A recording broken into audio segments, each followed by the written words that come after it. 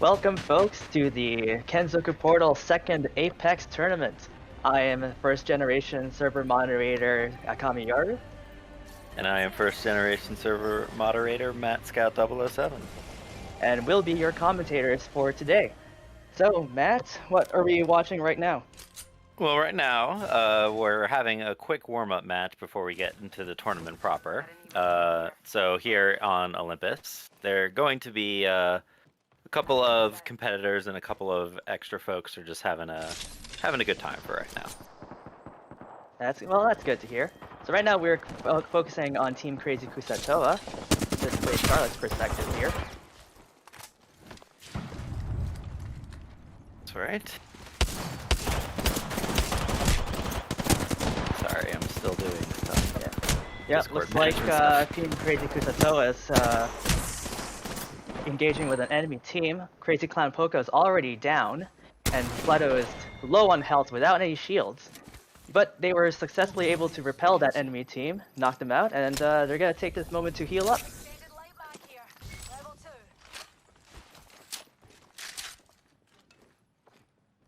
So let's go, while this team takes the time to loot around, why don't we check out another team? Hopefully we can see some action from a new perspective.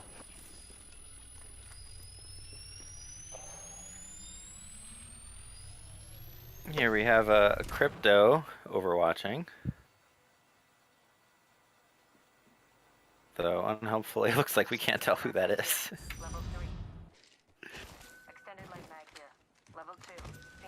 Yeah, it looks to be Team Seiso Redditors. Rumia-kun is the Bloodhound. Seiso Redditors, huh? Looks like... Why don't we go check out Solar Array, because there seems to be two teams, one of them being Team 7. Team 7, huh? Yeah, it looks like Team 7 is hanging out inside a building in Solar Array. And looks like they found an enemy team in the opposite building. Gotta take some shots from across the way.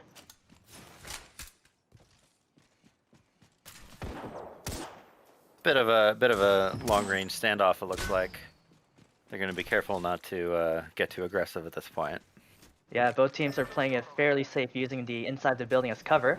But it looks like one of the Team 7 members pinged the opposite way. It looks like they plan to push through.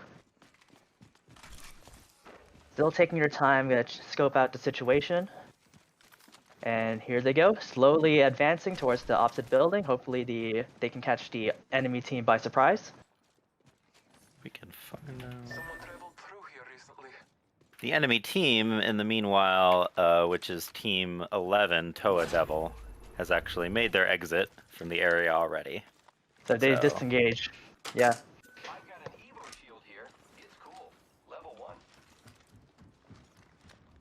It seems there's some action going on in Rift with Team Galactic Pimpire. That would be Team 17. Galactic that? Oh my gosh. We told them not to name him anything weird. And the shields are down for that one enemy.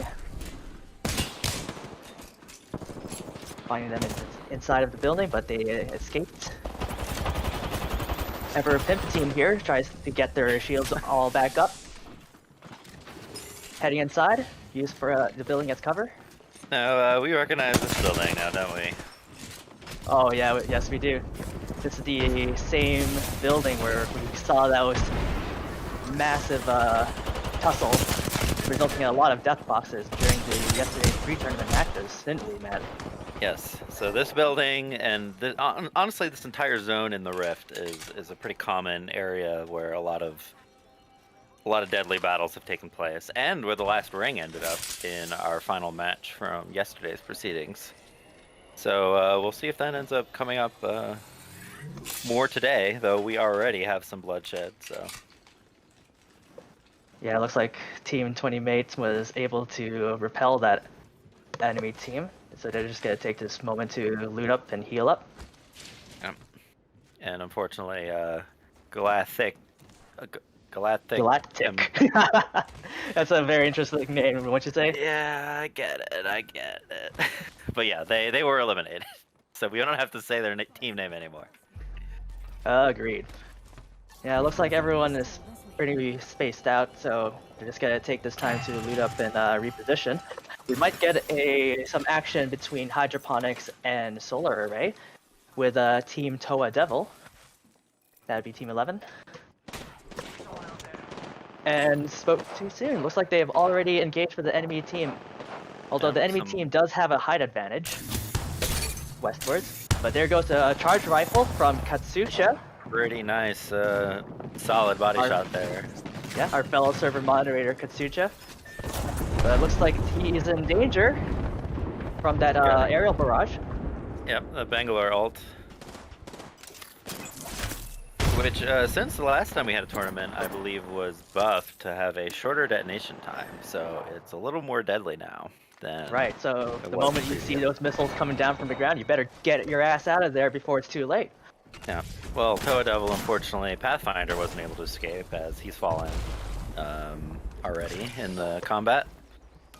Right, so it looks like Elu Fishy here is just going to take this time to retreat, using that Octane Tactical for that speed boost. And Katsucha as well, using the Bloodhound ult for that speed boost to quickly get out of there. Yeah. Takes this time to heal, but the enemy squad is chasing them down. It actually... This enemy squad is not giving them any room to breathe at all. And unfortunately, it looks like they're about to turn the corner into two other teams as well, while the two teams are still following behind them. We're about to get something of a bloodbath on our hands, folks. Yep. So unfortunately, Team Toa Devil found themselves pincered between two teams, and Katsucha goes down, Fish goes down, and that's it for Team Toa Devil. Yeah. Their killers were the team... Ginkakuji. And it looks like they've met up with that enemy team that was chasing Team Toa Devil. They were hoping to find a weakened team of two, and instead they have run right into a full team of three. Although it does seem that Ginkakuji, gosh, I have no idea, is fleeing from the battle. I'm very glad that this team name will not be present in the tournament proper. However, those players will be in the tournament proper. Yes, some of our Japanese members from the server. Yeah, so can't really blame them for picking a name that I can't say. It really is my fault. Let's be clear about that. Looks like they're engaging this enemy team from fairly long distance. And it looks like there's another team from behind. Yeah, you gotta take the time to getting out of there. Yeah, they're getting peppered by some of the teams hanging out in Hammond Labs. It's one of the nice things I think about Olympus from what I've experienced. Is what, Matt? Well, one of the things I like about Olympus is that despite it being very open, there's there's cover that you can get to from pretty much almost anywhere. It really is a well-defined map.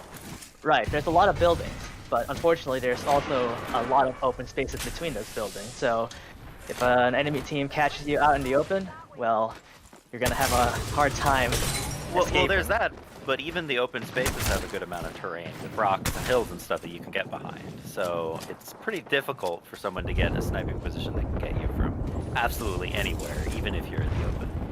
Right. So it's not impossible, but it is fairly difficult. Yeah. I can agree with that sentiment. Yeah, so it looks like it's Team Crazy Kusatoa. Crazy Clown Poco already has level 4 armor, and they're just gonna take this time to hang out inside and heal up for a bit. Level 4 armor and 4 kills to their name. However, in the midst of this attack, Scarlet quickly goes down. Yep, fellow server moderator Scarlet and event organizer just goes down like a punk. Like the punk that he is. Well, they managed to get him back on his feet. Yeah, but that enemy squad can see them through those windows, so better stay away from that.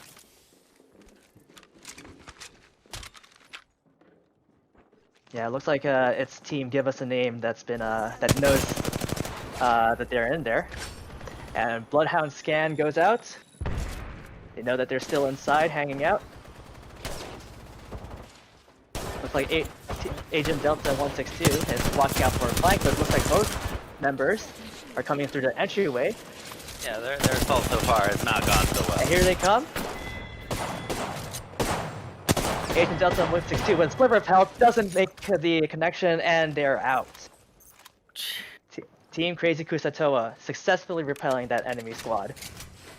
Successfully Head back repelling the inside. enemy squad, and now with a whole lot more loot to their name. Indeed. But it seems that another squad is coming in. Gonna go 2 for 2 with this enemy squad. Team 2 looks like the Arcstar out. 20 mate charging in. Yep, looks like they want to take this this fight inside rather than out. Yep, looks like it's Team 20 mate this time, who wants to tussle with Team Crazy Kusatoa.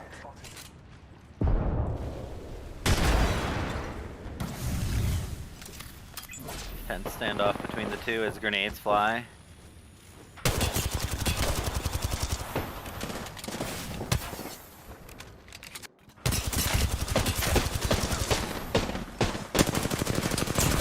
Oh, there's just This is bullets an raining intense from the back and inside. forth. And down goes Soradayo.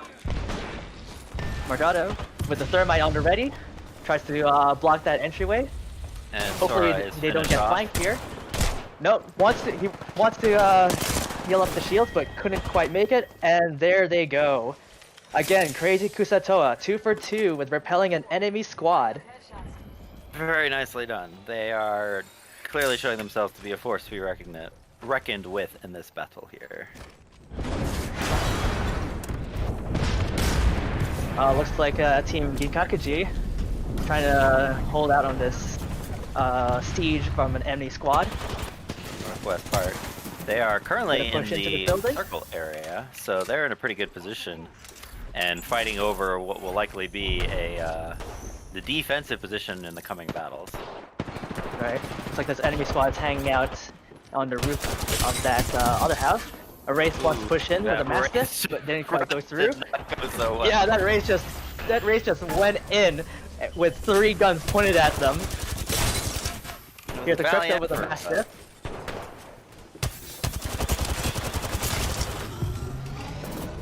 Some Battle good on the fighting stairs. of arrows.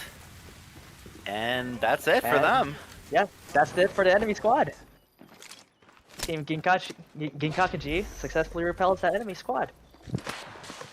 And they are the ones. However, here comes Looks another like- member. Who is that assaulting them?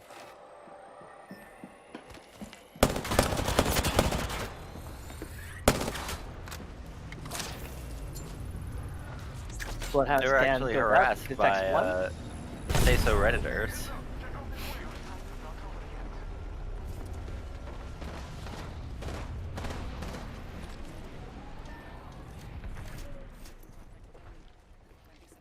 Yep, you gotta take this time to heal up for a bit, seeing that the enemy hasn't made any significant moves. But there is quite a number of them. Yeah, it looks like we have Looks 3 like it's teams. Team Space of Redditors getting pummeled by some enemies off into those houses there. So they're just gonna take this time to disengage.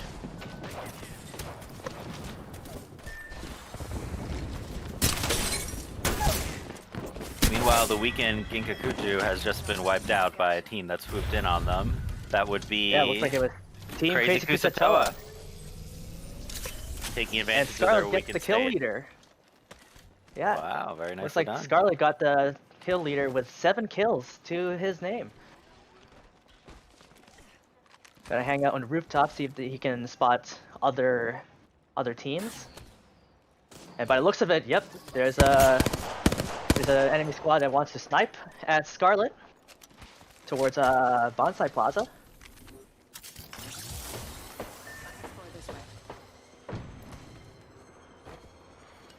That would be the 2 members of the Team Kusa, which started with a member down this whole time. They're the ones in the southeast corner of the map.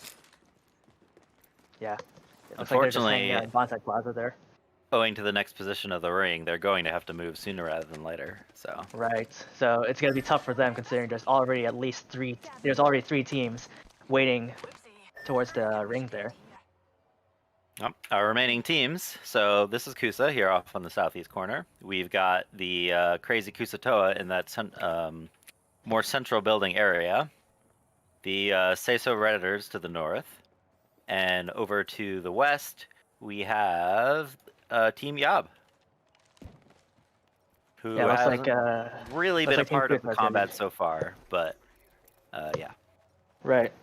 Yeah, it looks like Team Kusa does not want to mess around with those other teams, so they're gonna take the long way around towards the ring.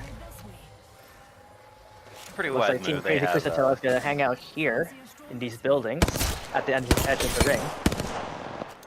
I think they're in a position where just the corner of the building would just be in the next zone. Right. So this is a pretty good position to be in, just outside, just within the ring, but also have ample cover to pepper some enemies off in the open field there. Right. But that would... In the meantime, though, the Seiso Redditors are coming in and doing a quick scan of them, the crypto drone that they're firing at.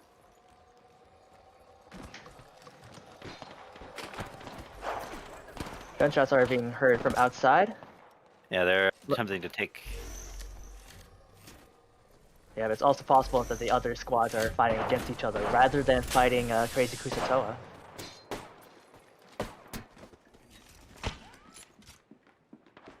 Yeah, it's a bit of a standoff right now, folks. Yeah, it looks like an enemy squad knows that Team Crazy Kusatoa is inside that building, but If we it's, take a look at Team 8, the Seiso Redditors, you can see that they are spread out a bit, and one of their members is actually in a dangerous position. yeah, it looks like their Bloodhound just got taken out right there, right outside Yeah, they were where Crazy Kusatoa completely is. separated from the rest of their team, and very much out of position. And as the ring closes in, the Seiso Redditors and Crazy Kusatoa are going to be the first team to start fighting, looks like. Or at least try to. Yeah, it looks like Team Crazy Kusatoa is trying to push in. Headshot from Scarlet, but Scarlet has no shields, making this push, and they eliminate the enemy squad. Leaving the Seiso Redditors with one player, their crypto. Oh, that's right. Now Crazy Kusatoa is running right into Yob. Yob, however, already losing the fight. Two of their players already down, and Crazy Kusatoa is still completely full. But a crypto ult comes in and disrupts the shields of Crazy Kusatoa. Yep, paired up with that grenade, didn't end so well for Team Crazy Kusatoa, specifically Scarlet there. Team Kusa comes swooping in to take advantage of their weakened state. This is a perfect opportunity for them to leverage their good positioning, despite their smaller numbers. Yeah, they know that Team Crazy Kusatoa is behind that rock and in a weakened state. So if they make this push, it will be pretty bad for Team Crazy Kusatoa. Seeing that Crazy Clown Poke is the only one in full health and full At shields. the same time, the one remaining member of Seiso Redditors is also taking advantage of the confusion in order to harass the last remaining Team 3. Down goes KZK T-Son 98 from Team Kusa. Try to, died to the ring. That was rough. Caught by the ring just as they were getting bursted down with bullets. Oh, and down Dead. goes Scarlet from the ring. Oh my goodness, they all got Team caught out of the Seiso way. Redditors takes was the incredible. win because of a bit of assistance from the ring. They got so distracted by the battle that they were in the middle of that the sole surviving rat from their team was able to swoop in and take the win. That's right. Well played. So- Very well So let this all be a lesson to everyone. Make sure you keep an eye on that ring, especially in the later rounds, because it will really hurt Especially if you get yourself confused in the middle of a battle, and all of a sudden the ring is surrounding you. Oh boy, oh boy.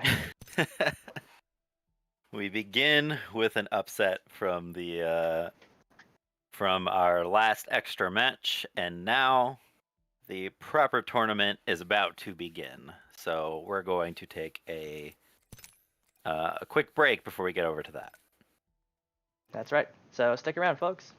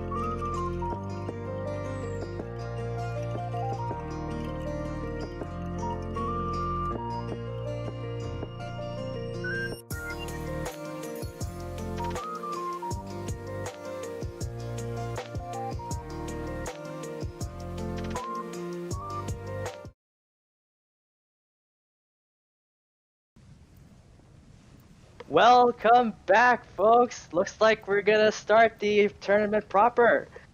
We are back here with me, Akami Yoru, And me, Matt Scout 007. and it looks like we have another person joining us as part of the support team who might chime in every so often. Why don't you introduce yourself? Hey, what up, people? It's Bob, your admin that just pinged everyone in chat, so get ready for all the angry emotes. That will angrily purge Indeed. later.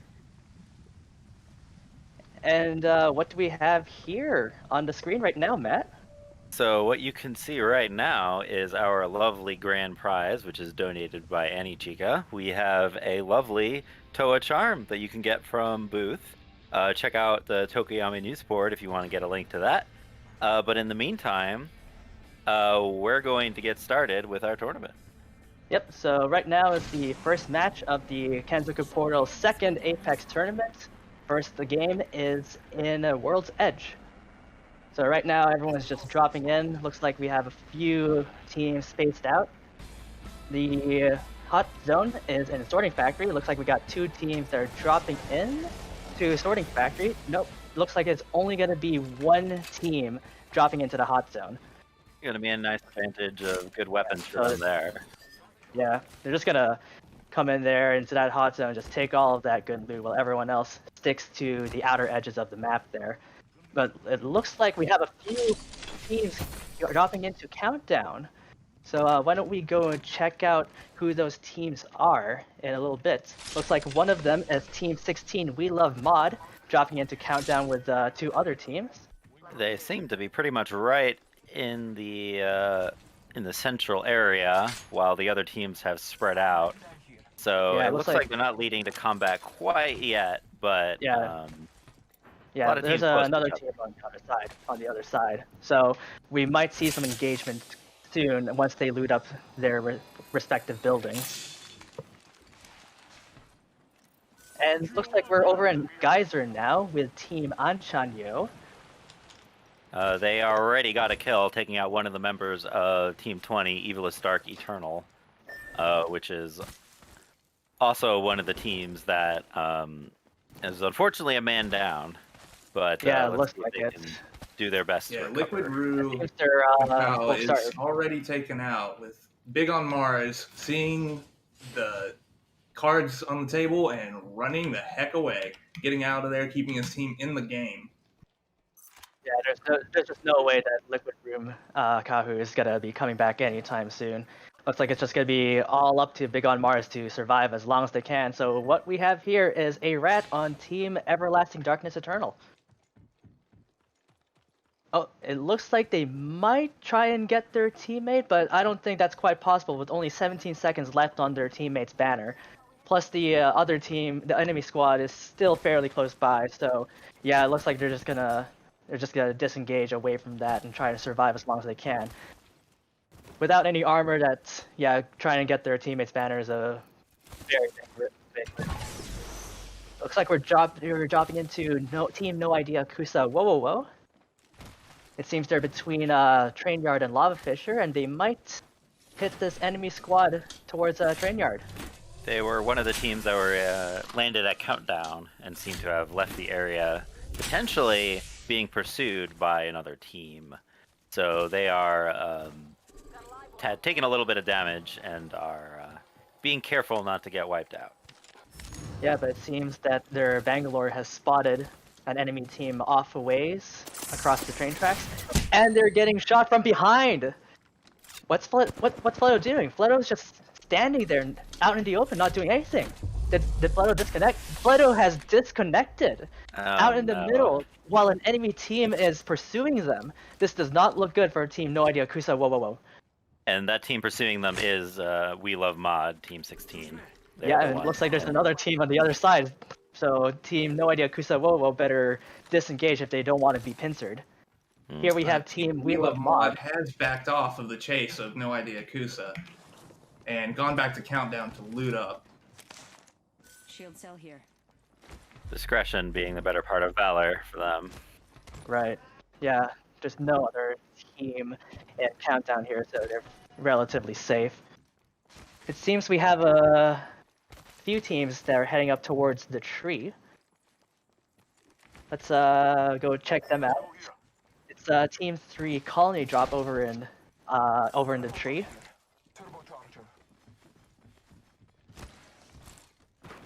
Or in launch site actually. So who's over in the tree? Well, See, regardless. there's a severe lack of trees on screen right now. Yeah.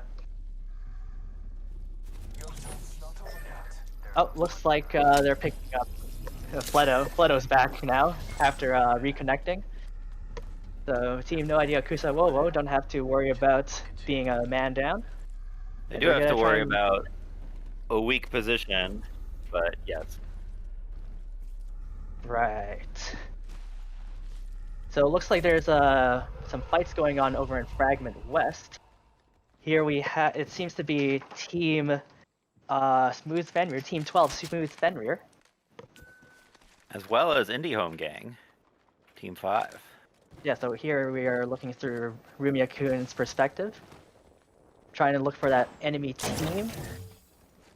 Picks up that replicator material. And the enemy team has been fired the first shots. Gonna hang back for a bit. There's Horizon ult. And they're down goes Rumia-kun from a flanking maneuver from that enemy squad. Very nice shot from Junie of Indie Home Gang. And down goes Rumia-kun.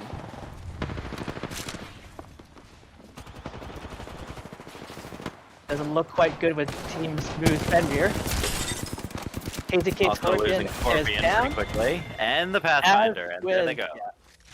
Yep, so looks like Team Smooth Fenrir has been taken out by Team Indie Home Gang.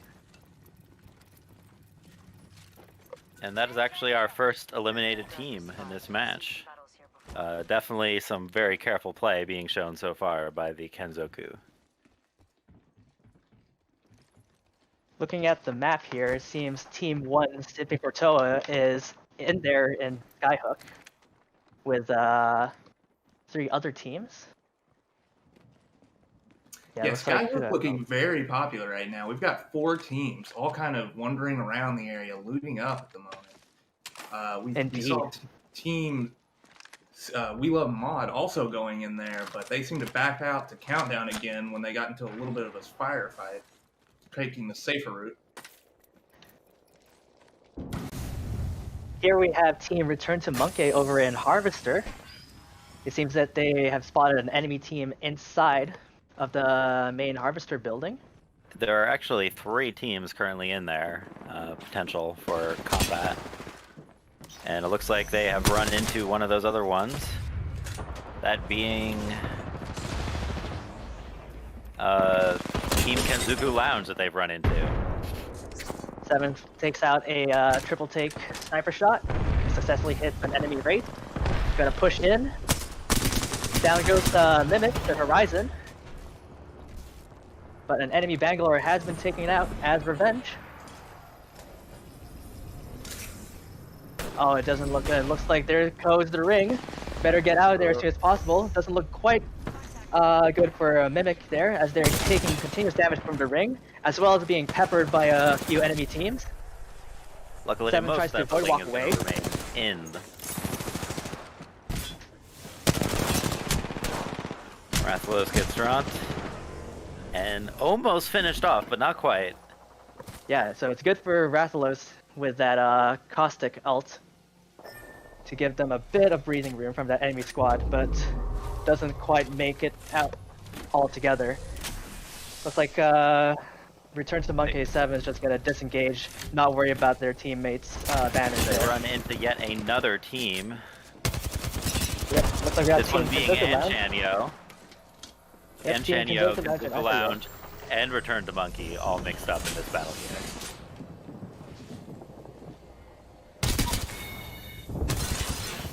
Take out some of the downed enemies here.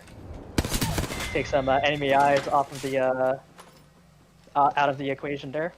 A pragmatic move, especially in a situation where you know everyone is communicating as much as they possibly can. Right, so you don't want your enemy to know exactly where you are. Take out that crypto drone as well. So that's another set of eyes on them. Looks like there's another team over by the Harvester entrance. And they might hit them up soon. But looks like Team No Idea Kusawowo's KZK Rain is going to disengage along with the rest of their team. Yep, they're moving away from Harvester. Looks like there's a possible fight that's going to happen north of Thermal Station with Team 4 Ape Together Strong. And Which has already been entirely wiped out. I spoke too soon. Team 4 taken out by a Team Colony drop here with Shiki, Tsundere, and Sayori really just kind of making short work of them. Looks like one of their players has actually disconnected, so they might be stuck in their little spot for a little while. On the other hand, Team 2 Toasama win in the middle of two teams over in Skyhook. But it looks like they're gonna take some cover inside of a building, hearing all those gunshots outside. But Bloodhound sonar has detected them, so they're gonna send out their own Bloodhound sonar and spots 3 enemy hostiles. Yeah, it looks like they're just gonna stay here and wait and see what the enemy is gonna do. They have no reason to go out and put themselves in risk. Having the outside of the ring in their position. Quick update on Colony drop. It looks like their disconnected player has returned. Looks like here we have Team Tokuyami Water Park, also in Skyhook.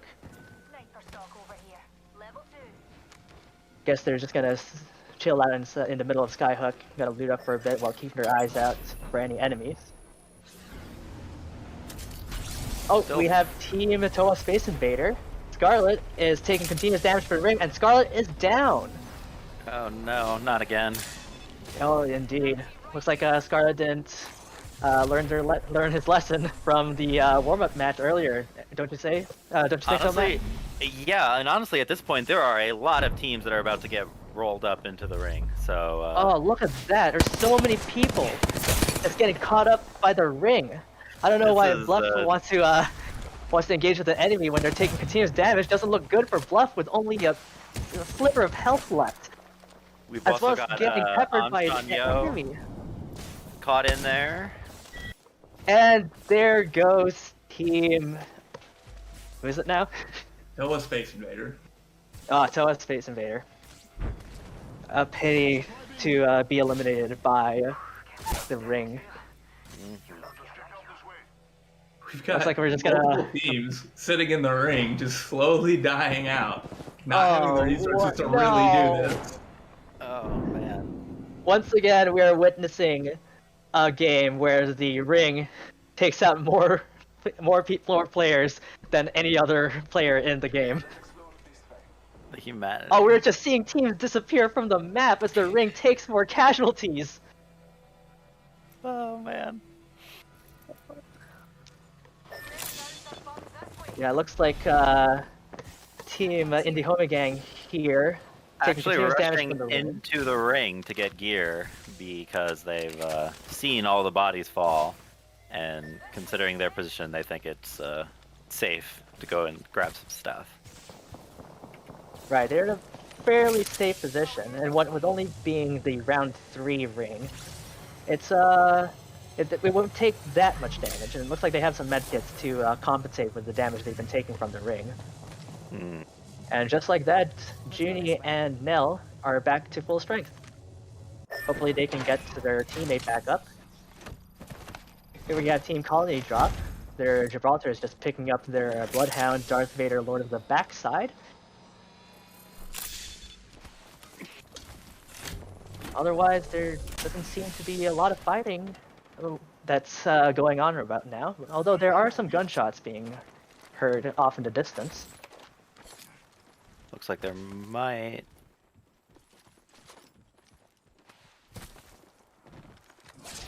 13 teams left alive on the 3rd ring right now. All of them are getting pushed in very quickly to the same location. This is going to turn very loud. But at the moment, they seem to all be wanting to play it safe. Yeah, if you take a look at the teams, for instance, fleeing from the Skyhook area, you can see them hop from building to building, trying to avoid getting into combats. But that is not going to last for very long. Well, from the looks of it, Team A Tokiyami Water Park is doing some rooftop engagement with an enemy team across the other rooftop. Here we see KZK Box Dolphin with a Bloodhound ult active. They tried to push on the other team, but they're just getting repelled, so they're gonna stick inside here for some extra cover. And try to get some of their fallen members back on their feet. That's right. Bloodhound scan out, try and find where those enemy squad members are. They're still inside the building, so it looks like they're gonna push in. Elu Fishy, without any shields, decides to push and trying to get the drop on the enemy. I wouldn't think that's the best move, but down goes KZK down to Gibraltar. Possibly from the aerial barrage that's going on outside right now. Yeah, right on the rooftops, there's another team holding that position, trying to gatekeep. Ouch! Out goes KZK down, as well as Elu Fishy. Stall up to KZK Dolphin to repel this enemy team inside, but nope, doesn't connect, and out goes Team Tokiyami Water Park. Taken out by Team Toasama Win. Team Toasama Win, successfully repelling that enemy squad. And managing to hold that building at the edge of the ring, but not going to be safe for long.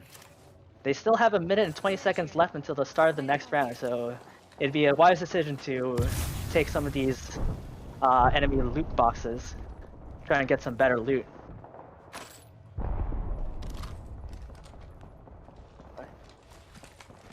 We do have a few gunshots going on with Team 16, We Love Mod, just outside of Lava Fisher.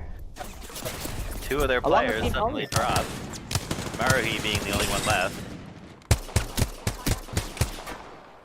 Yep. Valiant effort. Two members are down, but Maruhi's putting up a good fight against an enemy squad. With that G7 right scout. through the gate. Less than half their health left. Oh, but loses the And wingman. doesn't He will make go through. down. Taken out by Team Indie Home Gang. But Team Who Indie is Home then? Gang getting third-partied. Nelder Ray's gonna void walk away, out in the open, and taken out! Oh, Onion fans swooping in and taking advantage of their weakened state. Right. Onion fan seeing the opportunity and telling Nell, no sir, you will not be the Rat King this game once again. Oh, that's right. Our resident legendary rat Nell couldn't make it out of that fight to be a rat once again for game 1 of the tournament. Looks like Colony Drop here has the high ground on top of Trials. Gonna try and pick off some enemy squad members while the ring closes in. Girth McMurray. Their position is definitely highly advantageous to harass people as they come in from the outer areas. Right. A scary proposition to approach when Colony Drop is standing at the top. Yeah, it looks like Shiki is gonna keep watch of this shaft. Hopefully no one tries to flank them. Meanwhile, down below Trials, Team 1 is real close to getting wiped as another team pushes in on them to take the interior part. Down With just goes Lusty left Apparition. open. Yeah, that's right. With only a sliver of health, can SFT Lusty make it out? But they've been detected by a sonar. I don't know what that Bangalore ult is gonna do inside of this cave here. Maybe knock off Colony Drop from the top. Oh yeah, because Colony Drop's inside. But Or sorry, it's up top. the team with we have in the Trials area, we have the Kenzoku Lounge team holding the tunnel part to the outside, which currently is the entrance to the remaining zone that we're going to end up in once this ring closes. The other two teams still fighting within the Trial zone are simping for Toa with only one member remaining. We've got Toa-sama Win. Yeah, it looks like the next ring, only 30 seconds left, is just outside the Trials area. So people are going to start rushing towards that ring, otherwise that ring is going to start hurting. So Team Colony Drop reading the ring really well at a very advantageous position. Here we have Girth McMurth, checking out the shaft for any teams trying to climb up through, while the rest of his teammates check out the outside. Oh, there goes Shiki with the Wraith portal to try and have a easy way to get up and down. Take a Shiki quick healing up look your shield. over at Team 1, Lusty, the final remaining member of that team. He is attempting to make himself out of the trial zone as the ring slowly closes in. But it looks like this is going to be it for Team 1. Oh my goodness, no! Oh my He's found god! a safe spot! He's found a safe spot! SFT Lusty between a wall and a ring. I don't know about you, Matt, but I'm glad we see another instance of that for this for the second tournament. Indeed, indeed. But in the meantime, we cut over to Colony Drop as they start fighting into the main combat area of the ring to see what trouble they can get up to. Yeah. Colony They Drop are- forced to give up their high ground by the ring, but they will be pushing in. Seems like they have a strong position at the moment with full shields to go with it. However, if you take a look at the He's gonna try and Kenzoku take Lounge, this. they are a nearly full squad team that's managing to stay out of the combat so far. A pretty good position that they're in, while the rest of the teams cut each other to pieces. Right now, I think I have a good feeling about their position. Yeah, looks Colony like Drop, very strong, very dangerous, but they are, taking damage as they get their kills, so we'll see what happens. Yep, but it looks like Team Colony Drop was able to take out that enemy squad and you was able to take this rock for cover. Gonna advance a Oh, bit more. And Lusty is taken out as he comes in behind the Kenzoku Lounge that were hiding in the corner. Yeah, it looks like Moppled off Unfortunately, with that with a Lusty off Peacekeeper. screen just ate a Peacekeeper shot right to the dome. Oh, so Yeah, I mean, that's to be expected. Last we saw of Lusty, they did not have any shields at all, so it was only a matter of time. It was either the ring or someone else that would take them out. So right now our final battles is between Colony Drop and Onion Fans in the middle, while the Kenzoku Lounge finally making their way out from their tunnel zone as the ring pushes them out of their safe spot. Looks like they might end up being the first team to get wiped from these remaining three. With only their Wraith still on their feet. And down they go, leaving it a match between Colony Drop and Onion Fans. Oh boy. Colony Who's Drop, gonna of make it out course. here? That enemy Wraith tries to take a flank on Colony Oh. Drop, but gets repelled by Zaire. Oh, nope! Here we go! Team Down they Colony go. Drop with the champion! A valiant effort, but unfortunately Colony Drop's strength of player was too much to be overcome.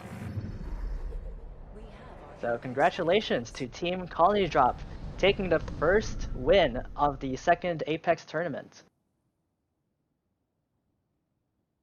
The first Here we win, have and the- might I say, cleaning house when it comes to their kills.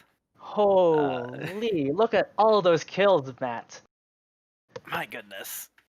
If the other teams got a false sense of security from yesterday's matches that maybe Colony Drop wouldn't be that much of a big deal, today shows otherwise as they come out in absolute force for this Yep. first match. Team Colony Drop, definitely not a team to be trifled with.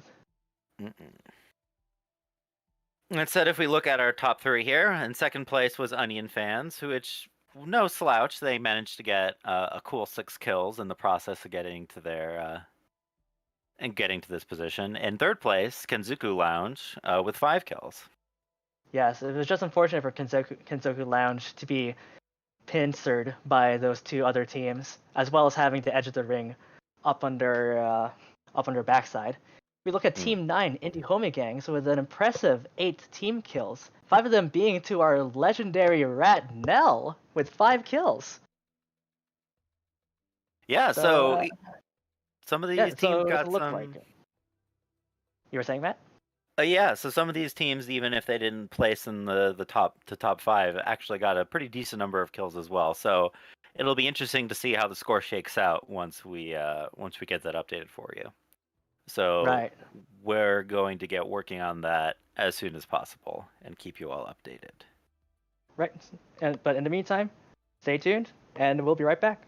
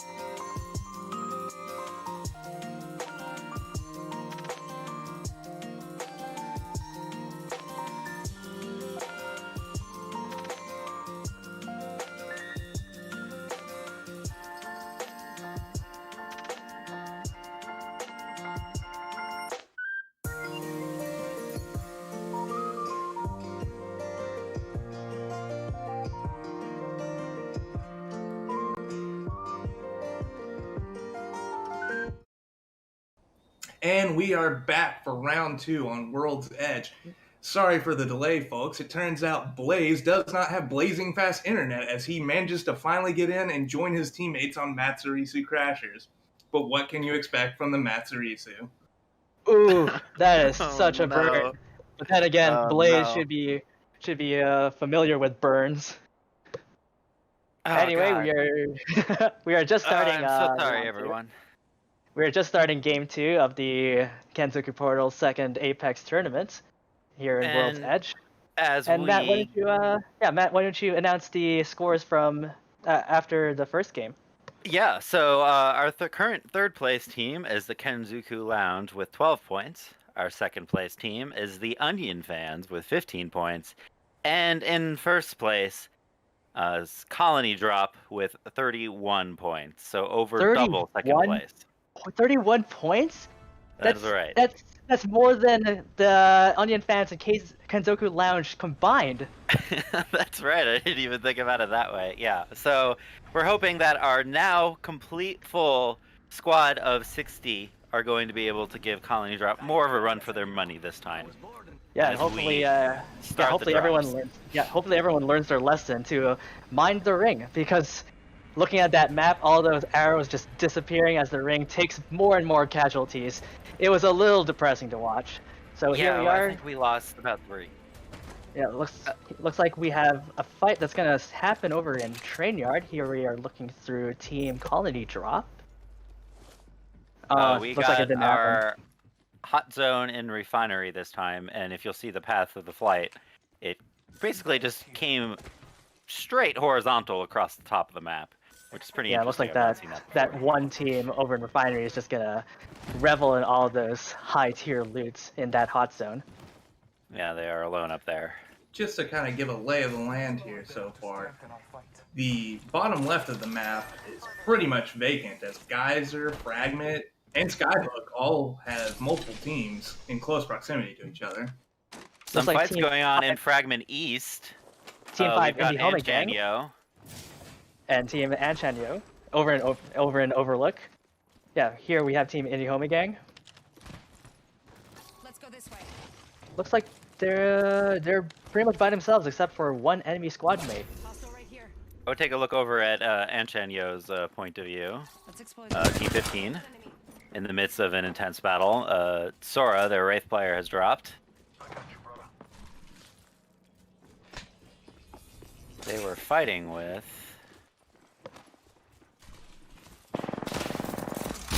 Shots coming from downstairs, and out goes an enemy squad. That's the whole squad. So Team Anchanyo is just gonna stick here in Fragment East. And the team that dropped was Team 20, Evilest Dark Eternal. Everlasting Darkness Eternal, the first squad out in round 2. Thank you. Oh, my apologies. I got the name wrong.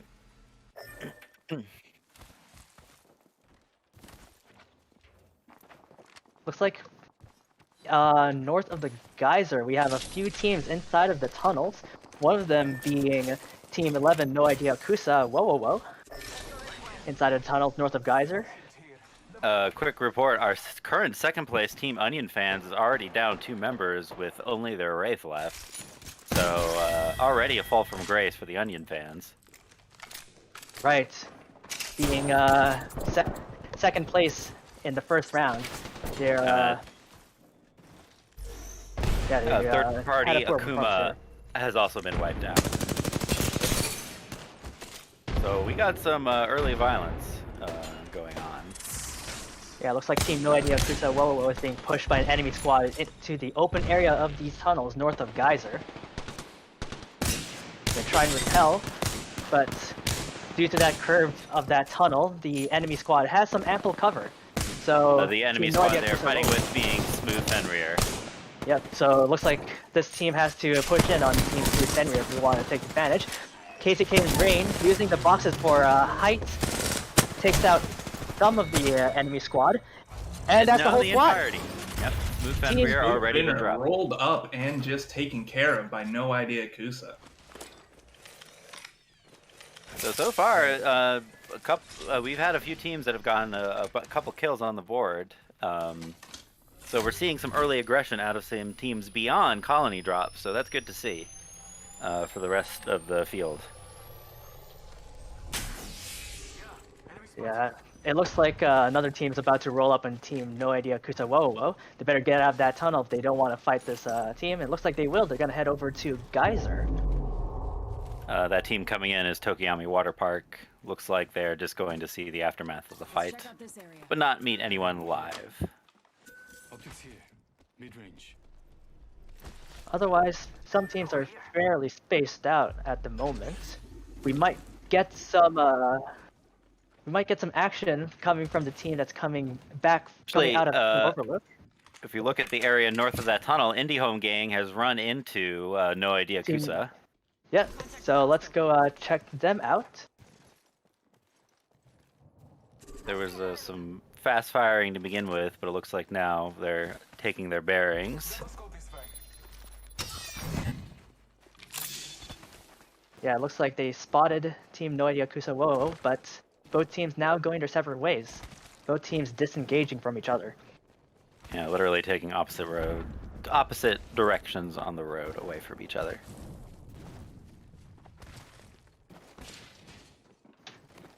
Yeah, by the looks of it, there's some fighting that might be going down in the middle of Fragment with Team 15 Anchanyo.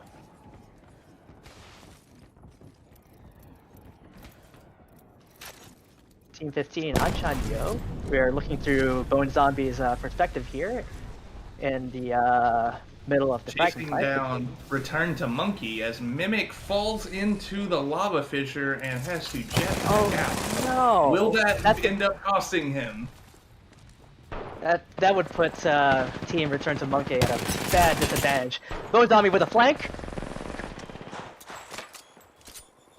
Using that full auto RE45. Return to Monkey doing his Pushing best to protect his corners with the Mastiff, but Yeah, unfortunately down 7 goes their falls, Wraith. leaving only their Pathfinder player.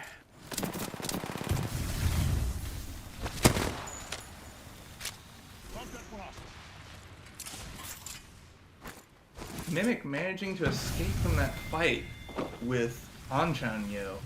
He is going to be put into a rat situation though, as he was not able to recover Seven's banner, and Rathalos is left down back there. Looks like he is just running for the hills and gonna do his best on his own. And meanwhile, there might be a fight going on in Sorting Factory. Let's join up with Team 4 Ape Together Strong. Hostile close.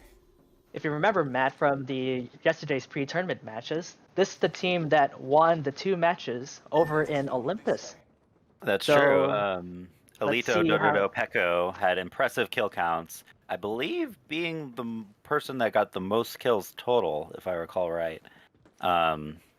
That's right. And so we'll see what they're able to do in World's Edge this time around. As they stalk the building where another team is hiding out in. Yeah, but it looks like neither of those teams are going to engage with each other as we come to the close of round 1. Objective survive, living up to their name and staying as far away from the team stalking them as possible. So for better or worse, we do have a more exciting early game here as round 1 comes to an end and 14 squads are left alive. But we have multiple squads in there that are down to 1 member, with Return to Monkey and Onion fans both being rats at the moment. Mm-hmm. Definitely a big loss considering Onion fans and Colony Drop were the ones that had the full team battle for the ending last time. This time it's not going to be that, with Fiber being the only one left on Onion fans. Yeah, it seems that Team Ape Together Strong has detected an enemy on the rooftop. Are they going to engage? Looks like they are. Engaging the enemy squad on top of the Sorting Factory rooftop. Bloodhound scan out with 3 hostiles detected. That's the whole squad. They gotta keep their distance here. Use this silo as cover for a bit. Since the other team And does that have can a heal high up. advantage on them. Indeed. And with a Gibraltar Wraith and a Bloodhound, it's going to be very difficult to get up on that rooftop to try and push in that enemy. So they're kind of in a sticky situation here. Yeah, we're watching Elite Dododo just kind of poke out, take a lot of damage, then run back around the corner. Not really getting much done.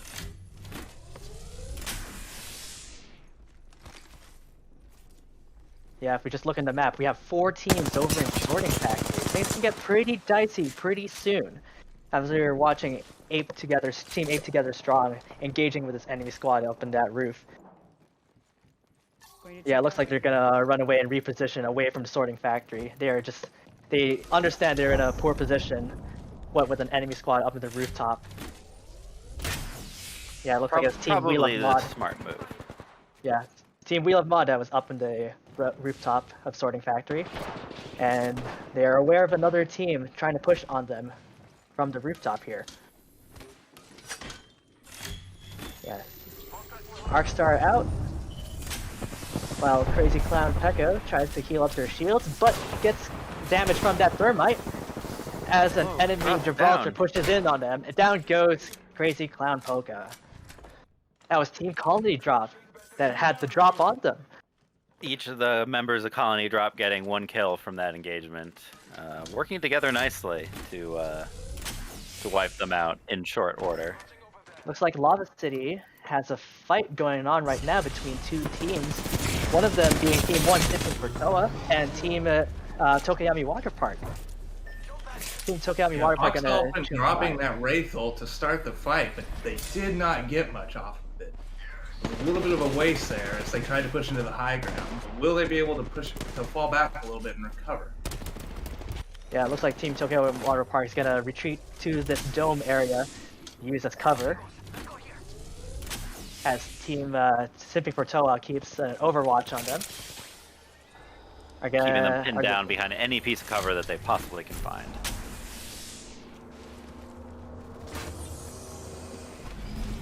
But it looks like Team Simping for Toa going into the tunnels, into the ring. That's a pretty risky move on their part, because it's gonna curve southwards, away from the edge of the ring. It might not look good for them. They're gonna take a long way around. At any rate, we have watching Team Matsurisu Crashers here, engaging with an enemy north of the geyser area. Taking some long-range pot shots at...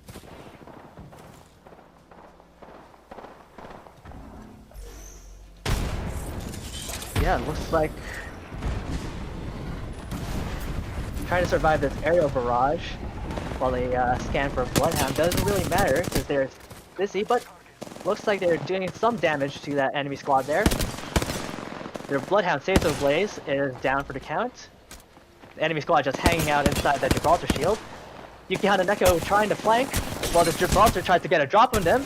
Takes out a Mastiff, pushing that Gibraltar away from that position, but gets flanked themselves and taken out of the race. Held on for a long time with a small amount of health, but wasn't able to hold out, and unfortunately, Matsurisu Party is eliminated. Matsurisu Crasher.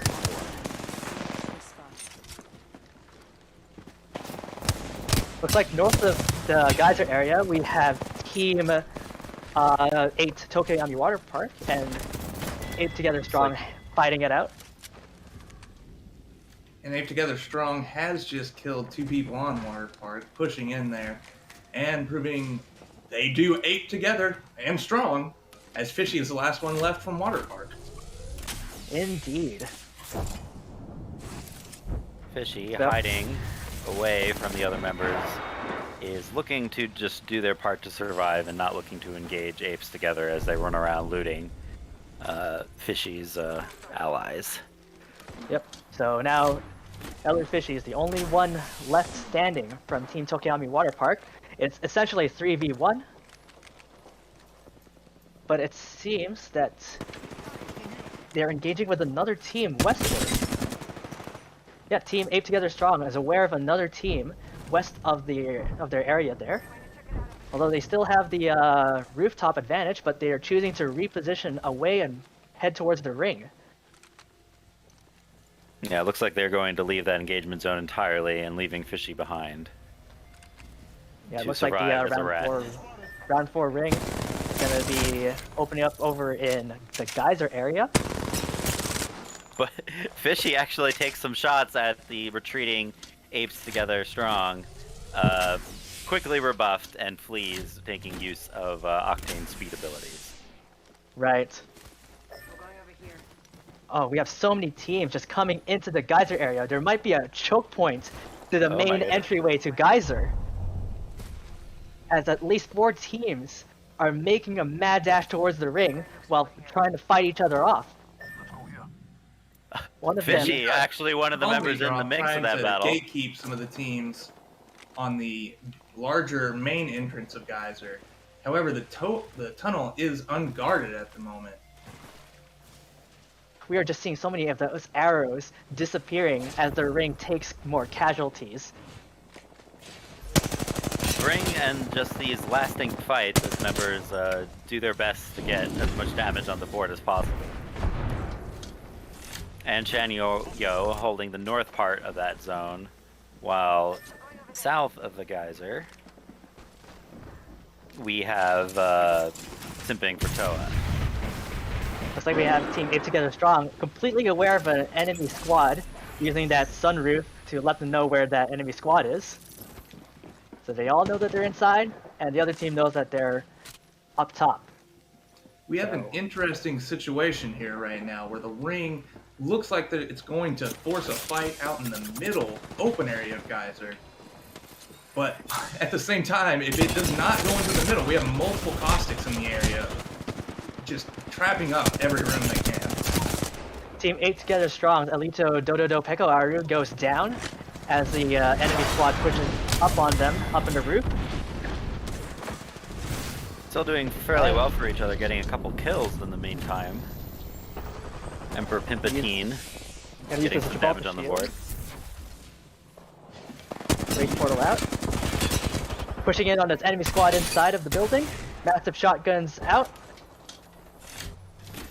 Reborn Demon's gonna take his time to heal.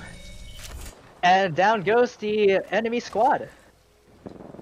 That was Indie Home Game, completely wiped off the board. Here we see a Team Colony drop. Trying to get a drop on another enemy. Takes out one.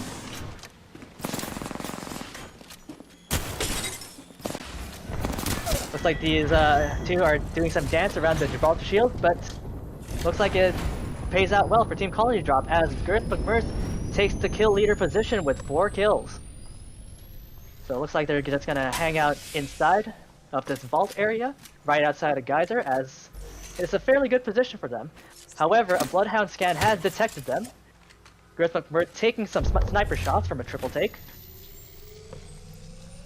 But that's not going to be an issue, as they have a few shield batteries to just heal up and be back in full strength.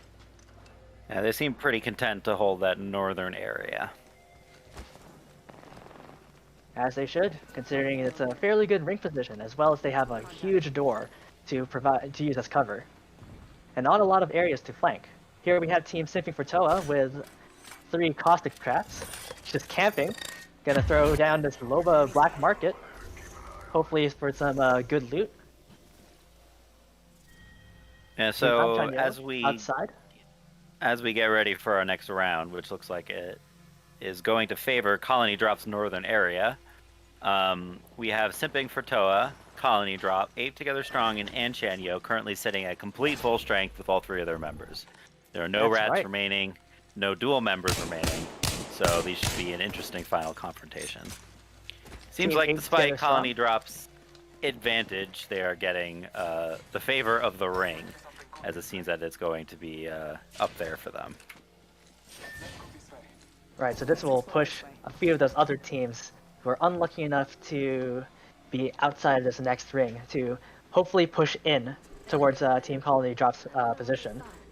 Might be something good this way. There is another Together building. Strong is going to be just on the edge of the ring.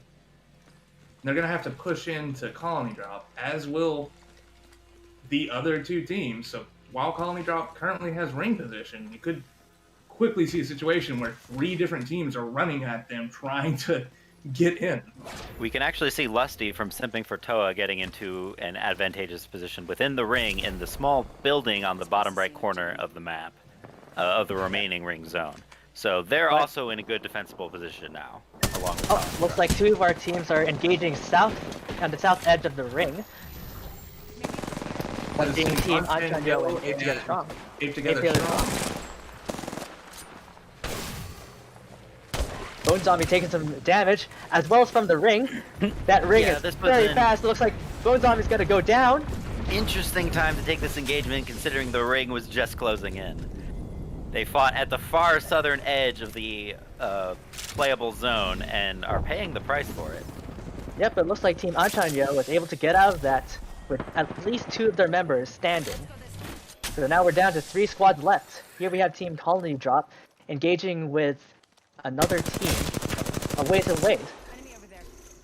Yeah, it looks like Colony Drop is taking pot shots at the also hold up Simping for Toa. Simping for Toa is aware of the team that's right below them, which would be the remaining members of Anchanyo. But it looks like Team Anchanyo is right below Team Simping for Toa. An interesting final position we find ourselves in. Yeah, so I think what will happen is Team Anchanyo will come in from behind on Team Simping for Toa, and it'll be putting Team Colony Drop in a good position to third party. But we'll see how this all plays out. Yeah, it looks like everyone's just waiting to see what this one does. Stalemate. Yes. Yeah. Yeah, 30 seconds before something makes them make a move. But at the moment, they seem to be content with just playing footsie with each other at the moment. With Styuri using that triple take, trying to take pot shots through the window. Throw some grenades in as well. However, they do have a Loba player, which means that they can get themselves some loot, even in a situation where they're stuck in the corner somewhere. So, well, here we go. We have only 5 seconds till round 6. Sayuri takes out the Bloodhound ult. Just dodging all of that gunfire. Trying to use the triple take on its Loba that's peeking out. Worth with their R301 mid-range. Taking some considerable damage from that caustic trap. in the process of this whole thing, Anchanyo is choosing to stay out of the engagement. So it looks like they're going to get dragged in anyway. Colony drop at pretty much full strength, while Simping for Toa has taken considerably more damage in these engagements so far. Yeah, it looks like they're Team Colony Drop's trying to get a flank on this enemy team. Shields are out for that enemy squad, and then they're down. Simping for Toa has lost their Loba player. And now we are down to 2 squads left between Colony Drop and Simping for Toa. And the champion goes to Team Colony Drop. My goodness. The other 2 teams just seemed like they dropped instantly. Yeah, so it wasn't exactly what I expected. Each of those enemy squads engaged with Team Colony Drop one by one. And Team Colony Drop was just not having any of it. No, unfortunately, they both decided to try and play it safe rather than going in when the engagement started. So Anchanyo ended up just getting folded in on from their flank by Colony Drop. And just they were able to loot completely around the area and clean everyone up one at a time. So congratulations to Team Colony Drop for their second win. Yeah, and, a situation where Colony Drop being one of the most dangerous teams, what needs to happen is not collaboration between them, but definitely need to take advantage of situations where aggression works better than being defensive. Yeah. Right. So here we see Team Colony Drop with an impressive 11 team kills. Next up is Team 2, Simping for Toa, with only 4 kills. And Team 3, Anchanyo, with also fairly impressive 9 team kills here. So our top 3 teams here are doing fairly well. Yeah, so what I'll say here is that the kills are a little more spread out than they were last time. Colony Drop ran away with the kill count. This time, not quite as much with Simping for Toa, Anshan Yo, and a couple of other teams like Indie Home Gang, back in 6th place, as you can see, with 5 kills. Not being a slouch either. Even if you look all the way down at 15th place, No Idea Kusa, they also got themselves 5 kills. So a little more spread out this time, but definitely Colony Drop were once again a force to be reckoned with. Indeed. And what will be interesting to see going forward here is now that we have got through both of our rounds on World's Edge, we'll be moving on to Horizon, correct? To Olympus, yes, that's right. Olympus. So We'll be moving on to Olympus here, where in World's Edge, there's a lot more map knowledge on the players, especially on Colony Drop, where we've got some fairly competitive participants who have played a lot of World's Edge. But yeah, that's right. Olympus, still a little bit of an enigma. So we might see some upsets coming out here. Yeah, That's so right. while it might, I'm sure that after the scoring, we're going to see Colony Drop with a big advantage over the other teams. But keep in mind that a big upset can happen where one of our teams that are in the running takes a 1st place position and Colony Drop finds themselves getting knocked out early. You could see a big reversal of fortune in the overall scoring. Well, we're gonna that's take a quick break, and so we're gonna just settle back, and we'll be right back. don't go anywhere.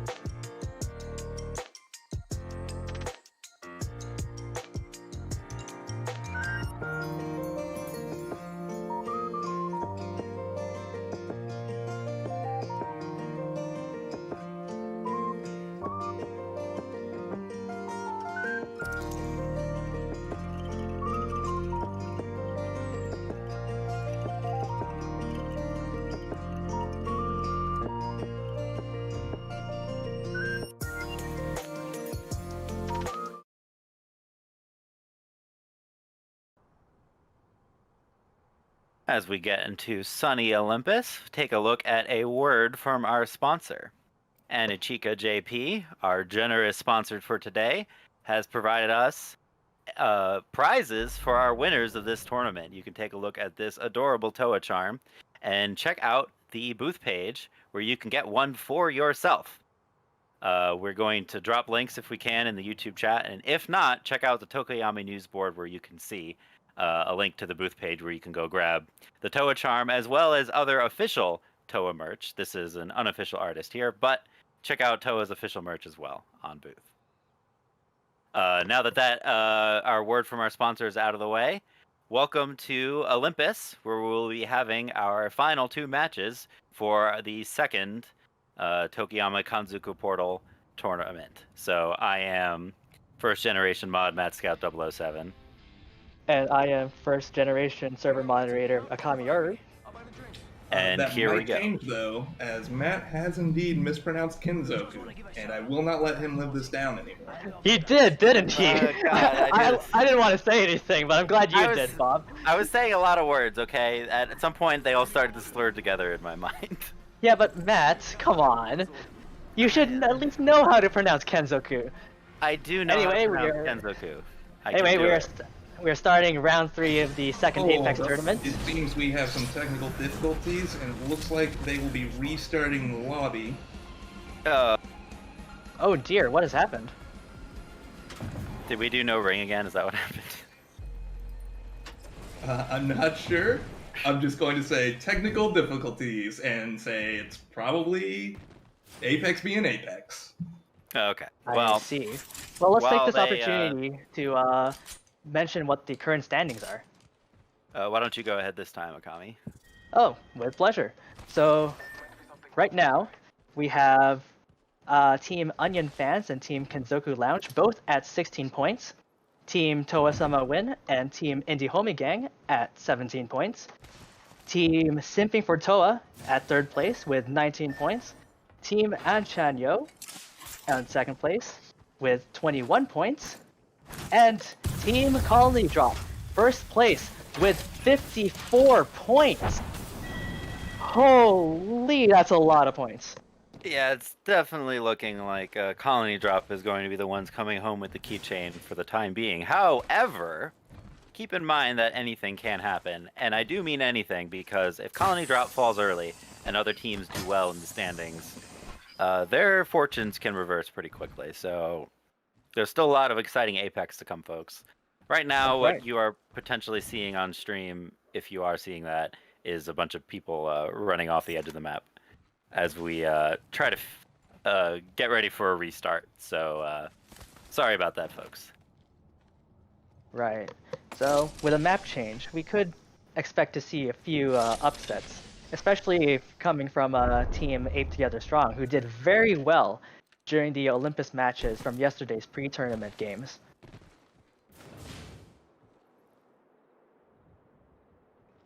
So,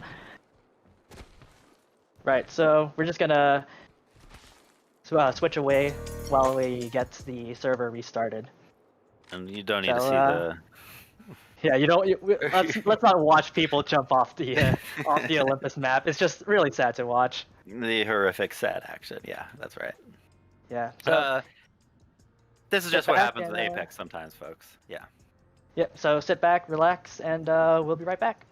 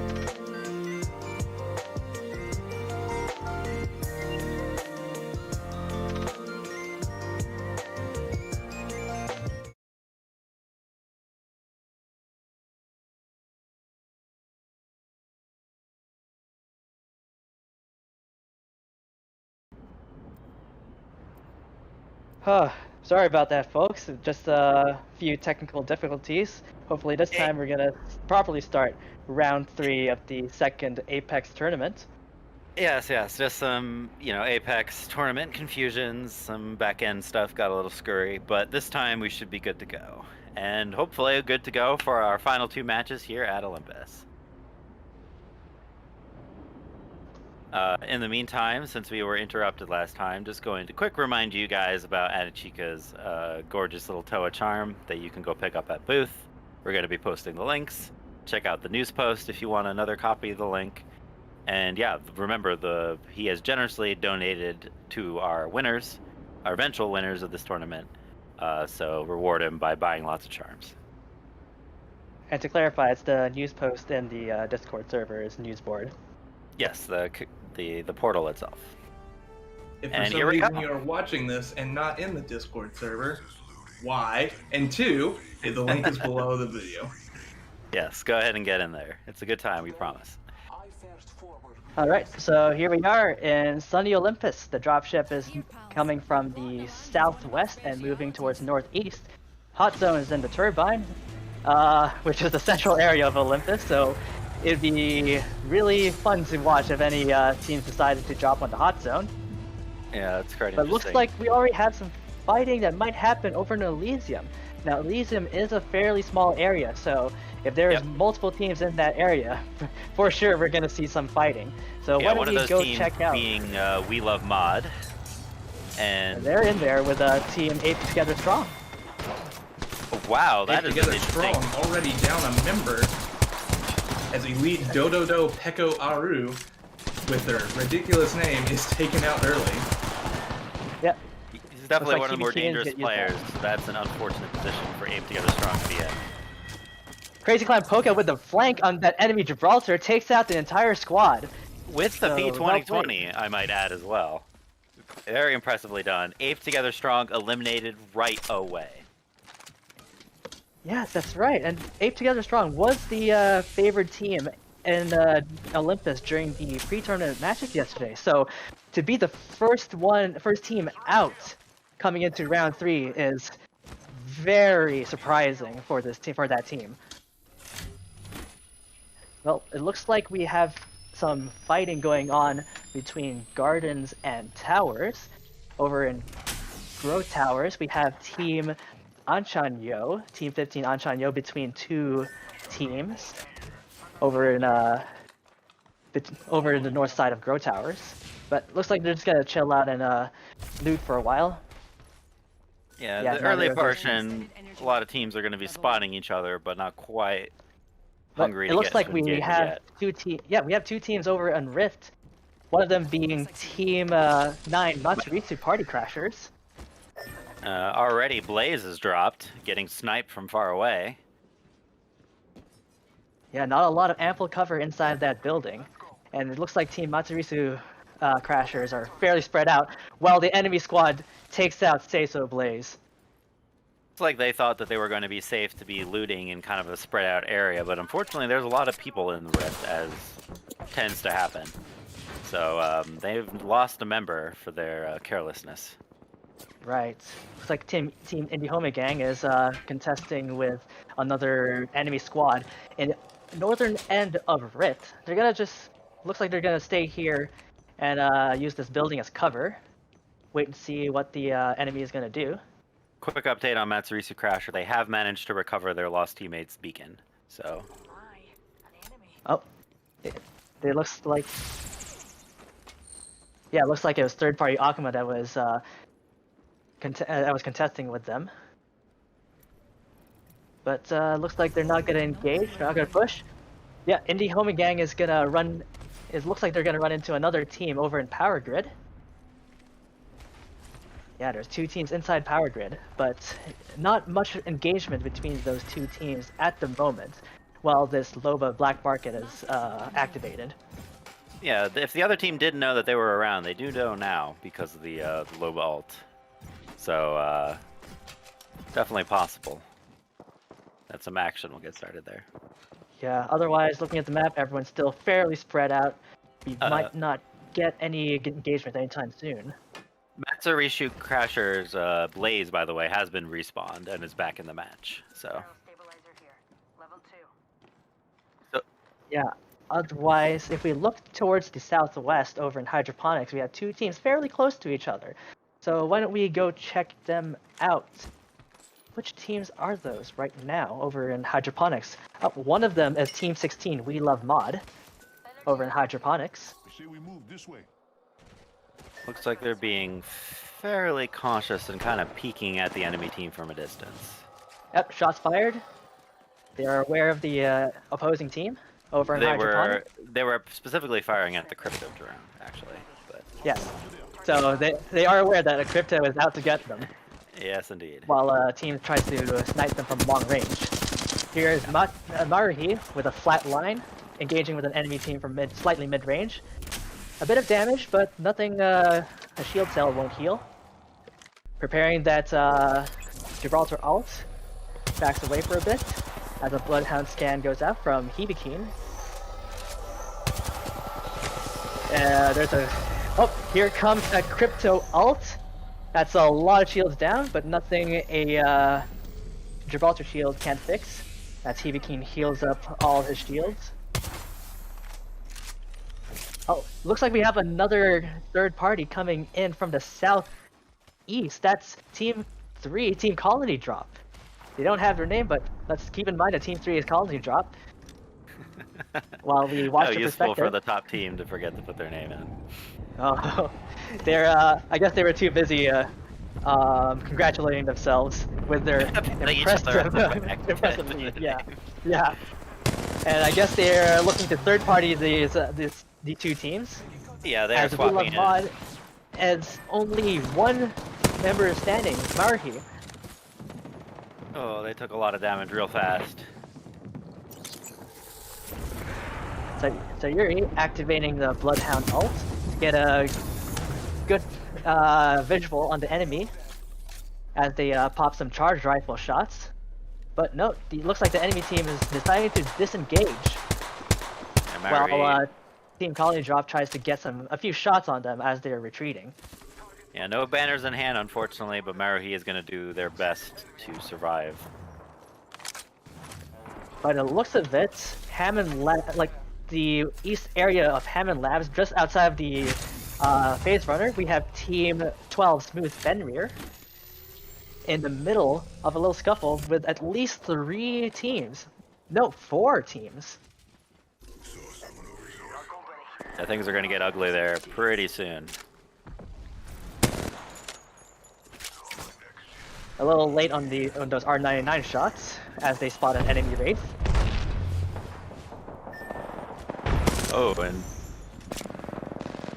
Oh, losing one player already. we have so many teams coming in the right to the east area of Hammond Labs as they're taken out by Team Toasama Win. Gibraltar ult out for an aerial barrage. Chocotia from Team Toasama Win taking a few hits to the back as they're retreating away from the eastern Hammond Labs area. While we see Nice 3 escape. teams engaging in that area. Yeah, we have Team Anchanyo, Team 15, Team Anchanyo, still in the eastern Hammond Labs area, just outside. The Taking main advantage tussle. of the loot from the recently fallen people there. Yeah, it looks like we have Team Matsurisu Crasher here, right in the eastern Hammond Labs area, as well as Team Return to Monkey, Team 13, who also forgot to put their team names in. But let's all remember that Team 13 is Team Return to Monkey. Yes. Honestly, just considering the outside that technical area. difficulty, we don't really blame them. That's a fair excuse to have. Anyway, they're gonna try and push towards the tunnel area as thermite grenades are sent out, blocking their entrance. Not looking good for Team Anchanyo. Ravage. And out goes Team Anchanyo, taken out by Team Matsurisu Crasher. Well played, well A played. good showing by Matsurisu Crasher. Yeah, blocking their exits with those thermite grenades, really putting a Team Anchanyo in a top position. after an early ill-fated engagement, they've come back pretty strong and have gotten themselves on the board with a cool 3 kills. Oh, looks like we have Team Colony drop. Girth McMurth already out. And Sayuri's They down. have gotten Sayuri's red. out. It's only Shiki that's left taking continuous ring damage, but not as fast as much. Looks like Shiki's trying to go for a flank on the enemy team, but the enemy team spots them. Masses out, and out goes Team Colony drop. Being the Taken out out early. early, just like we thought could happen on this map. Shiki Yeah, showing off his predator charm there, and just realizing that all that knowledge that comes from those mini games it takes to get to Predator doesn't quite carry over to the newest map. Yeah, looks This like is exactly the situation that we were talking about, though, folks. It is now definitely anyone's game. that's right. Looks Managing like to get 0 kills too, so this is a low-scoring game for them. Yep, so really, it could be anyone's game now that Team Colony Drop has taken 15th place with 0 kills. So that we can safely say that they're not going to get any points for this round. So, guess they really dropped the ball on that one. Isn't that right, Matt and Bob? They will walk away with their one consolation point.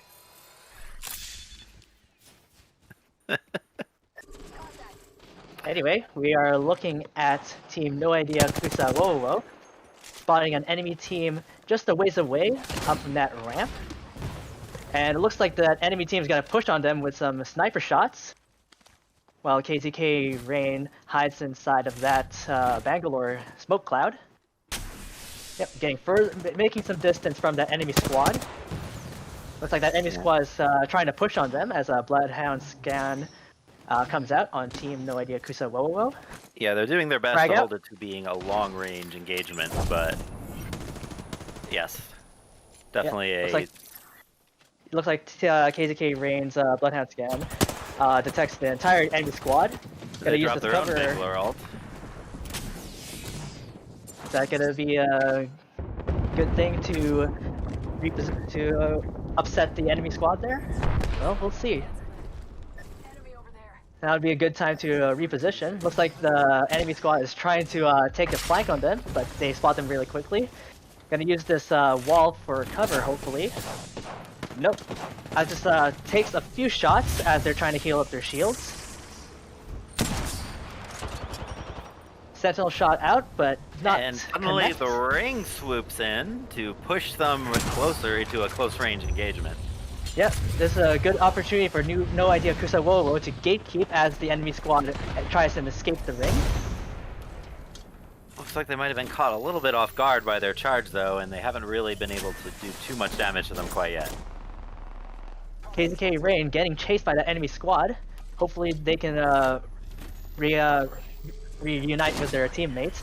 But a quick look in the map, we see 4 teams in the same general area. So it can get pretty dicey in the western area of Hammond Labs as KZK Rain gives 165 damage to an enemy off in the distance. And that the crypto ult goes off. And This is the type of Apex Legends you love to see.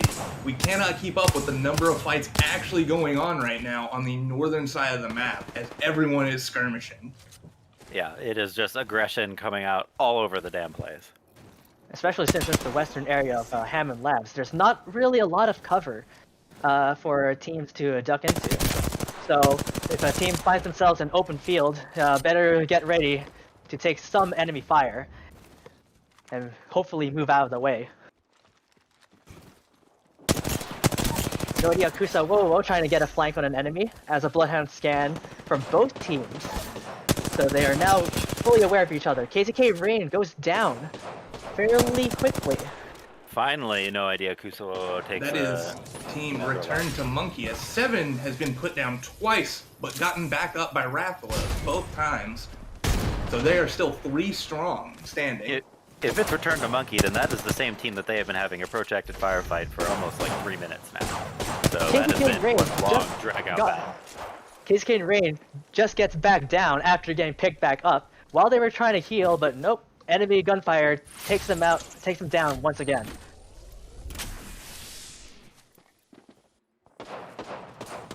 Team 13 Let's still yeah, being looks like being fairly aggressive against Team No Idea Kusa Whoa Whoa Whoa. They do kind of have a numbers advantage, but yep, Bloodhound scan shows that the entirety of Team No Idea Kusa Whoa Whoa is still out there. Mimic sends out a Horizon ult to try and disturb the enemy team. and taking the high ground.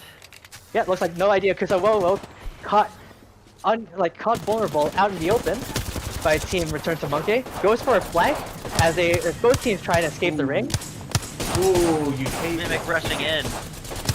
Their wraiths drop down. There Finally, it was. Mimic's wingman shots finally connect. 7 providing the perfect distraction for Team Return to Monkey as he drops down in front of the other team and draws their fire as Mimic and Rathlos both use the Horizon Tactical to get up and around behind them and just sweep it away. But now they need to flee from looks- the ring and from a team that's gatekeeping them away. As well as another team to their east. This is not looking good for Team Return to Monkey. Escaping the ring and firing off sniper shots from 2 directions. No, their triumph is definitely short-lived, with Mimic the only strong remaining member left. Oh, and he runs into a caustic trap while running. Oh, Mimic's really... He's not having luck right now as he tries to rat away as fast as he can. Yeah, and there's also enemy teams right in front of them as well. Where are they gonna go? It is not looking good for Mimic. They are trying their best, and out in the open, they are in a pretty dicey situation, but somehow ducks into this little alcove with a shield battery to bring their shield back up. So hopefully they can stay out of sight long enough to rat out the rest of the game. We're we going to have switch Team over Toa to Sama Team Toa Sama Win as Chocotia is healing himself up as his teammates try and get out of being trapped in this house that they're in right now. Yeah, they've experienced a thermite grenade as well as a charge rifle shot off in the distance. I would not want to be there right now, repositioned if I was Chocotia. As in the midst of being harassed by Simping for Toa, the team that they are currently engaged in a battle with. Yeah, though they are in the middle of the ring, so they could be a good spot for them to just lay low, and take cover. They But the have other team- cover here, but they do have a team on both sides of them looking directly at Team Toa Sama Win. They are in the crosshairs of multiple people. Although we do have a few teams out in the open, so either they can take a few pot shots on those teams out in the open, or they can just lay low, not give away their position, and only have this one team be aware of their position. The team off in the Maybe- distance, though, if you take a look, is actually Tokiyami Water Park, and they actually have a rampart. So if there's one team that can make their own cover, it would be them.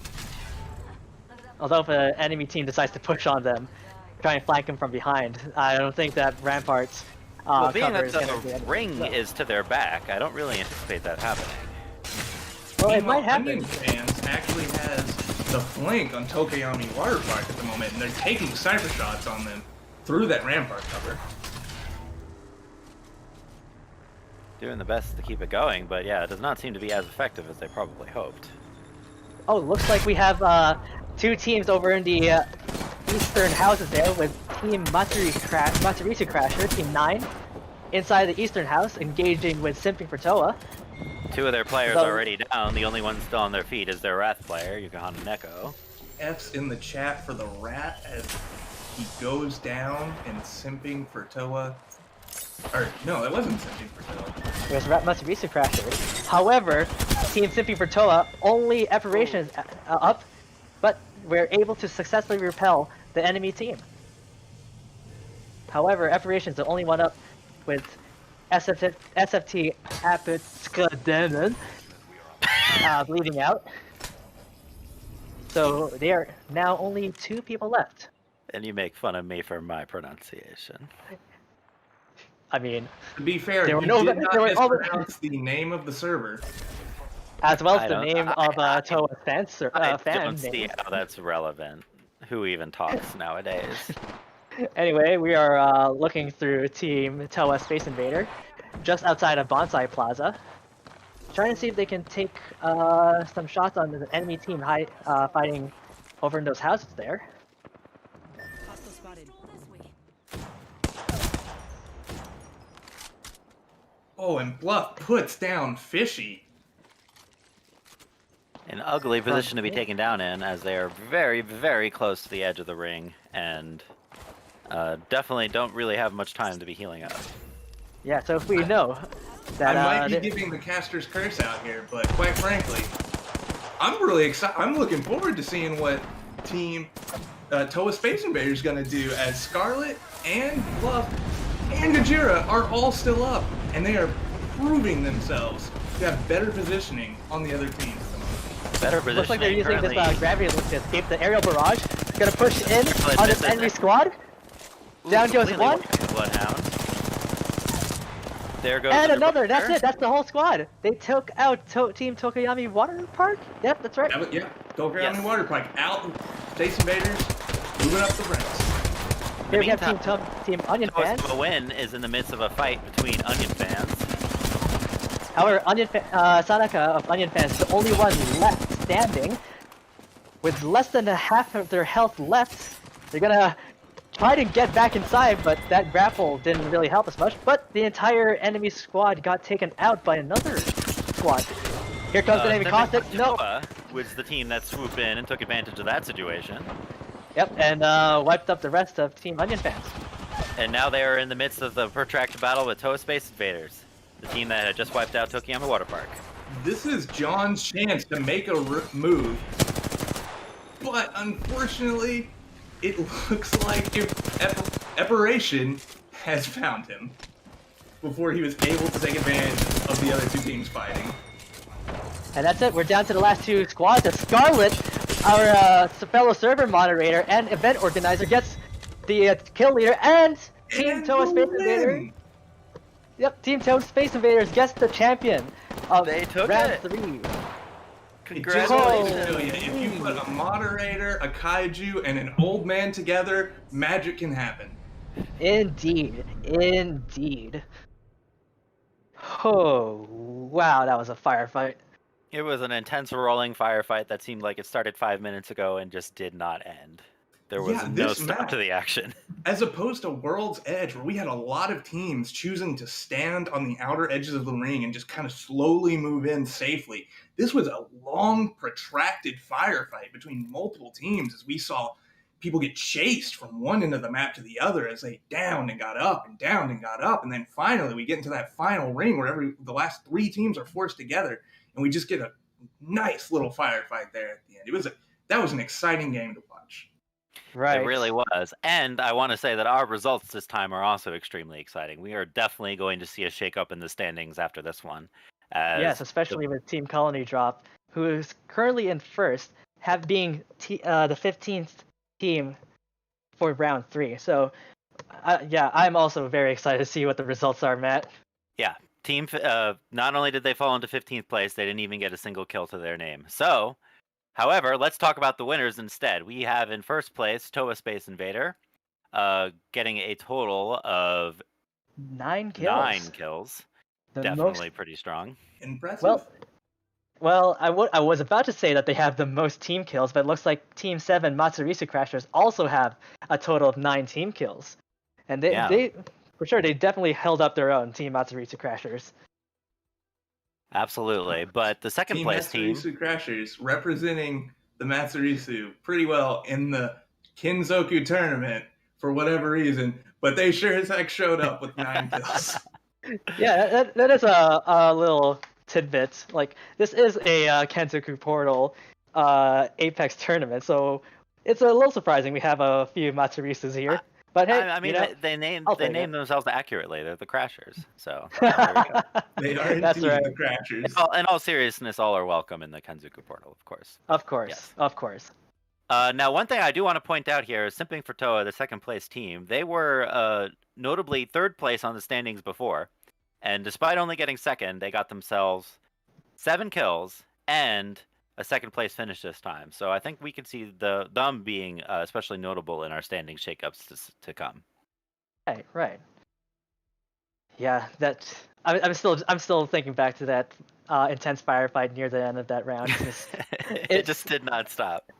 You're right. And I think we can own it up to the fact that was a fairly open area, and if you didn't have a good position early on, you would quickly find yourself out in the open with the teams who do have the houses as cover, just taking pot shots at you, as well as other teams who are also scrambling to look for cover. And we did see a lot of absolutely. yeah, we did see a lot of flanking plays from multiple teams trying to get the drop on each other, but in the end, Team Toa Space Invader was able to get the champion. And I'm sure Scarlett can feel really good about that, especially considering he helped put together this tournament to begin with. So pretty cool that he manages to take a win, as well as the kill leader. Yeah, a win as well as the kill leader. So very, very well done. All right, folks, we are going to take a short break before our final round. We'll have an update on the standings here when we come back, but stick around.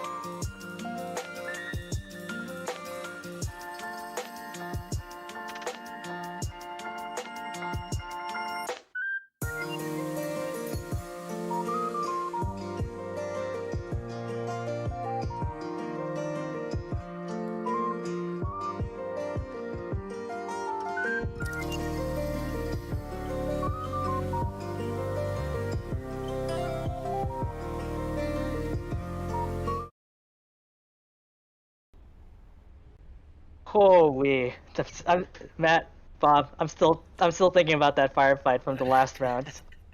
That was very intense. That was very It intense. really was an adrenaline pumping final battle to watch.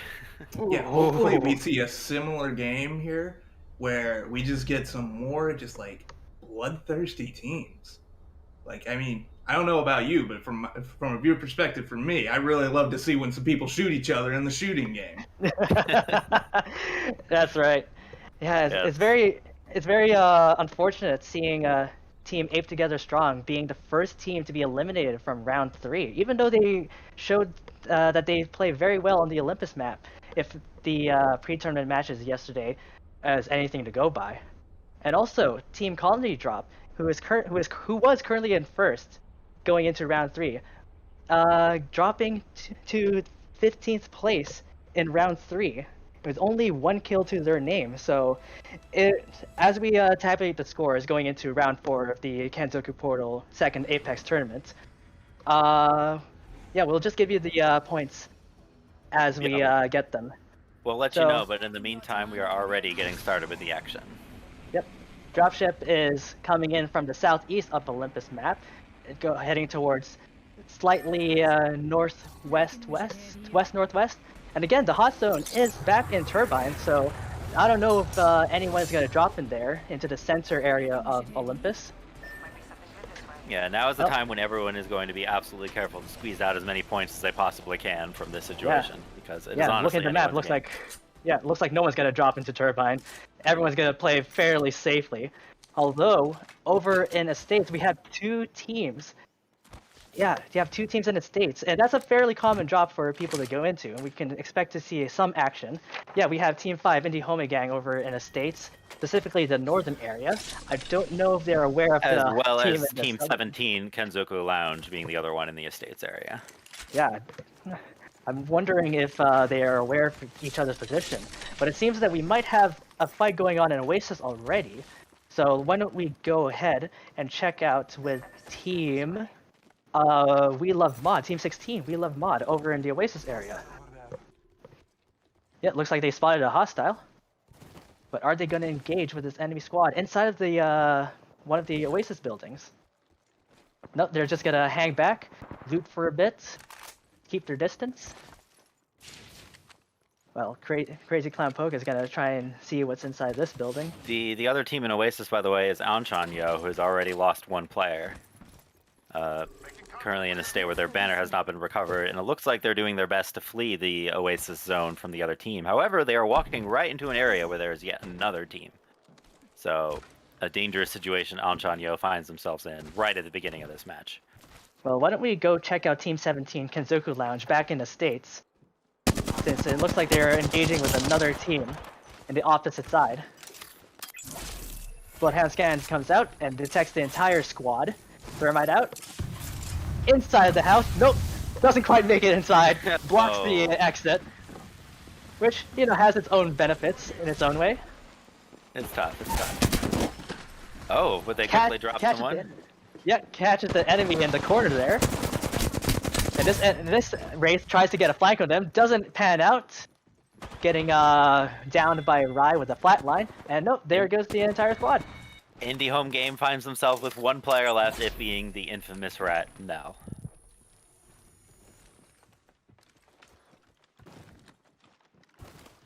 Well, let's go check out over in Carrier, because it seems that we might get some fighting with Team Anchanyo. Team 15 Anchanyo, right outside of Carrier. They want to push inside, but they might meet up with another team in there. Yeah, they're gonna move away from the western area of Carrier, away from the enemy team. I think they think they're gonna be safe inside of the Carrier, but looks like there's another team inside, but a bit of a ways away towards the bow side of the Carrier. Oh, let's go check out with Team Objective Survive over in the docks area, engaging with an enemy team fairly mid-range. KZK Son 98 is gonna duck inside, heal some That shields is back up. Smooth Finner that they're engaging with at the moment. As I Am a Despair uses the Pathfinder ult to get a flank. Yeah, Smooth Fenrir are definitely looking to be taking the advantageous position in the firefight so far. Engaging with the enemy 2-on-1, and yep, there goes the entire squad. And as the Well played. Bangalore goes down. Well played with Objective. Team Smooth Fenrir, taking out the whole squad. Objective survive did not achieve their goal. I will make that joke every time, apparently. I just looks got like nothing else. looks like Team 17 Kenzoku Lounge over in the States 가자. and Team Matsurisu Crashers in the western side of the States might engage with each other, taking a few shots. Seems like Yukinana Neko has been spotted. But I don't know if they've got eyes on Blaze or Monocro yet. Well, Team Kenzoku Lounge definitely has a height advantage here, being on the balcony of one of the houses in the opposite side. So they're going to engage this team from fairly long range. Yeah, long range firefight, people carefully pecking at each other, but Ooh, a good shot from Bopple Doppel's charge And rifle. Blaze is dead. completely But destroyed it with luckily, two quick he shots. does have a crypto on his team, and they have his banner. So Matsurisu Crasher's still in this. Again with the charge rifle. Nice shot from Bopple Doppel. Matsurisu Crashers has been in this situation before and done well in the kill count, though, where they have lost a member and managed to get them back. So they are actually familiar with this situation. Light ammo here. Medkit here. Oh, it seems that we finally have the If you take a while look we at move Toa-sama Win was suddenly just wiped off the board. By the way, I being would like to taken out by mention Team We I'd Love like to Mod. mention that we finally have the scores up from after round 3. So currently in 5th place we have Team Onion Fans at 25 points. 4th place is Team Toa-sama Win at 27 points. 3rd place, Team Kenzoku Lounge at 30 points. 2nd place, Team Simping for Toa at 35 points. And still holding their own even after a huge upset from round 3, Team Colony Drop at 55 points. Still in the lead, but is definitely a much closer match now. Right. Oh, Hey. is Team Third Party Akuma getting on a Trident? We don't really see a lot of teams getting on the Trident in the Olympus matches now, do we? So this is I think this is a first. Very However, exciting it to looks see like, some vehicle combat. Yeah, well, it looks like an enemy team has spotted them from fairly long range, so they're gonna duck into the States and get off that Trident as soon as they can. Yep. Looks like we might have some fighting going on in Grove Towers fairly soon. Yep, we do have a few teams there, one of them being Team 1, Simping for Toa, caught in the middle between two teams.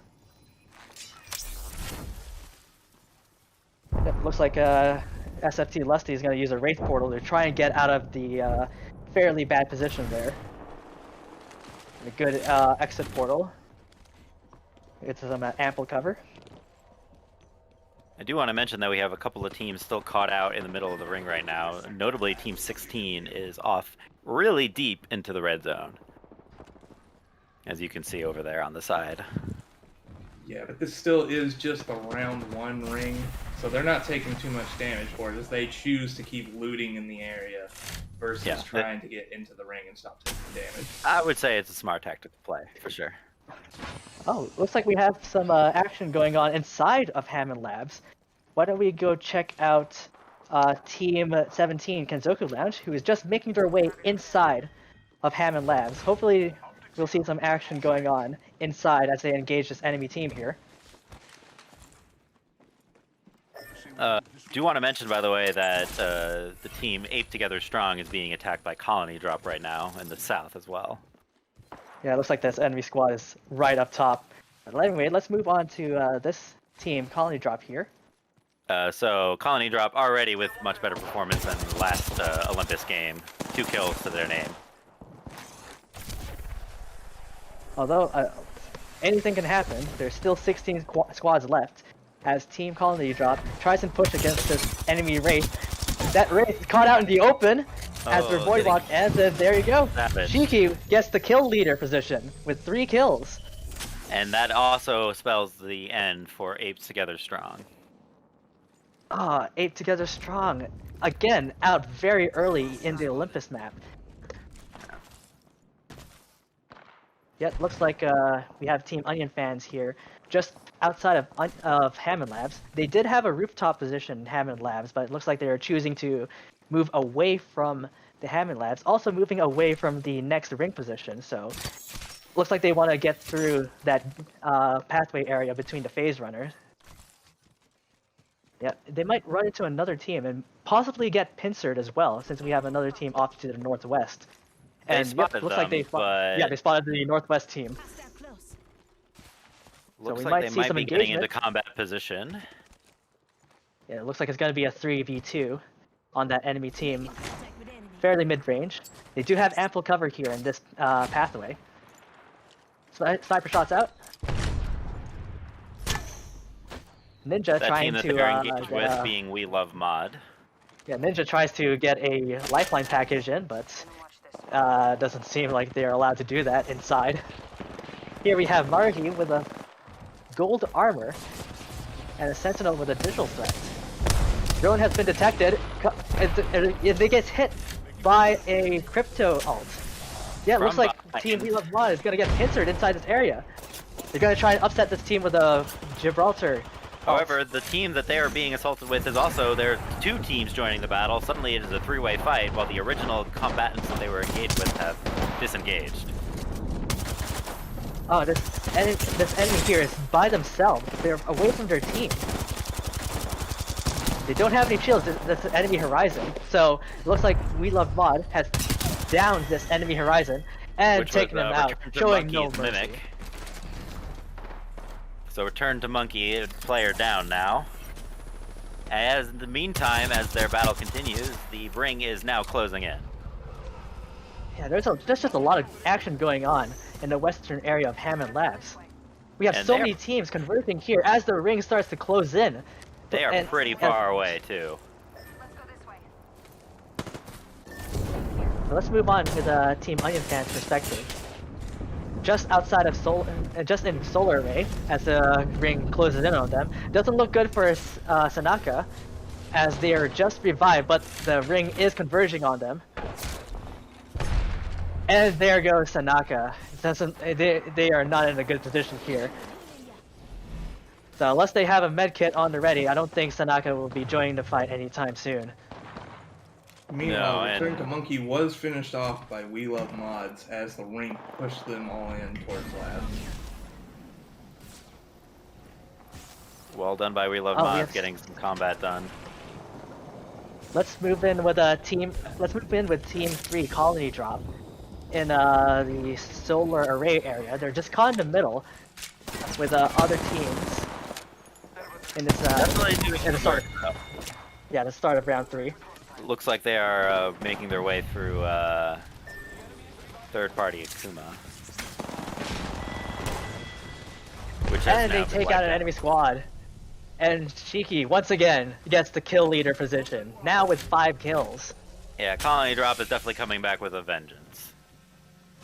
And considering their huge point lead, it's looking like Colony Drop is going to get the win at the end of this second Apex tournament.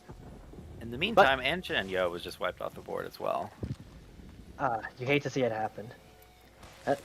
Anyway, anything can happen, so let's keep watching, folks. As it seems that a lot of teams are continuing to converge over in Solar Array. Yeah, one of them being... A minute here, while we've got some lax time between fights, where we see Colony Drop with 5 kills right now on Shiki. And no, 6 kills. No, 6 now. They just took out an enemy squad. But they had a chance. The point advantage was in their favor. They could have just ratted this game out. Just waited to get into the top 10 or so, and ended up just winning through pure point advantage, but they have decided they need to make up for that performance of last round and just come out strong as they have 7 kills between them. Pushing in on this enemy team right underneath solar array. There's a good placement of that thermite grenade to section themselves off and then push in. Down goes that enemy Wraith. Ooh. As The they take enemy out Wraith, another. A member of Team We Love Mod who had rushed in thought they had a good position, but did not go so well. Yeah, looking to take advantage of that Mastiff, but did not get that juicy 110 shot, and instead were collapsed on by the Bloodhound and the Wraith. Yeah. And it was actually Sayuri, the Bloodhound's own master that took them out. It is just firefight after firefight with Team Colony drop here.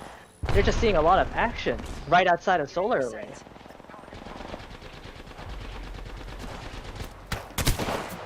Peaky going for the flank. Girth is down. Attacking the sole surviving member of We Love Mod, and down he goes. Cheeky making back inside of the ring. Not looking good for Girth McMurth though. And Girth McMurth is out. I don't think it'll be a good idea to go back and get Girth McMurth's banner. Actually, no, they're it in might. a rough position and definitely need to lick their wounds quick before the other team stumble upon them. In the meantime, Hey, there's let's- a big battle going on between Toa Space Invader and the Kenzoku Lounge. Yeah, that's Team 14, Toa Space Invader and Kenzoku Lounge. The previous game's winners, they are now been completely eliminated and wiped out by the Lounge. Ooh, that was a good knockdown by Bopple Doppel and the triple take. Bobble has been proving himself with snipers in these last 2 rounds. Using that charge rifle and now the triple take. I would say 90% of his damage has been at well over 200 meters, as he has just been knocking people left and right. Yeah, he's got that red shield and has likely earned it with his sniping. Let's check out this Indeed. way. So it seems that the rest of the 7 squads left still fairly spaced out. So everyone's just moving around, looting. Check out this way. Yeah, looks like Kazahara from Team 10 warping Kusozakos is ratting out the rest of this game. Yep, there's Kazahara, detected by a Bloodhound scan though. I don't know if they're just gonna. I don't know if an enemy team's gonna push on them. Doesn't look like it, but Worst nightmare. Anytime you're ratting, you see that detected warning, but it does not look Yeah. like they actually noticed it. or maybe they did. They just don't want to push in on him, which is good for Kazahara, even since they're pretty much Oh. cornered. That is Team Everest Dark Eternal. Everlasting Darkness Eternal. Everlasting Darkness Eternal. They had to shorten quite a few letters out to fit for the Apex client. But Everlasting popping the Darkness Bloodhound Eternal has doesn't look like commonly they're been gonna wiped out actually do early. anything with it. As they get hit by a crypto ult. Yeah, oh man, they're just between 3 teams. Yeah, they're They positioning better get out there as soon as they for, can. They're out in the open as they're escaping a aerial barrage. a good race This is portal not though an from enviable Blue. position for them as Big on Mars runs away, completely drained of shield. Looted, managed to get a battery off. Oh, they're just separated. Big on Mars Big on Mars separated from the goes rest of down. their team and it goes down. Oh, you hate to see it happen. There was so much confusion from taking so many bullets from multiple teams, as well as an aerial barrage, that splitting up is not in anyone's favor in that kind of situation. No idea if Kusa Sipping Roller. Portilla that just pushed in on Big on Mars and took that position from him. Team No Idea Kusavovo kind of out in the open. They already have a sniper on them and enemy squad in the other side. Azusa already down as AZK Rain tries to use their Bloodhound ult to get the jump on the enemy team, but goes down themselves. Now it's up to Fleto to try and survive as long as they can, since both of their members are completely out. Oh, it looks like Team Colony Drop didn't bother to get Girth McMurth's banner, as Girth McMurth's respawn timer has gone out. And They are now the team holding the ring, actually, as the rest of the squads on the outside fight over positioning. Looks like they have spotted the other team in the central area.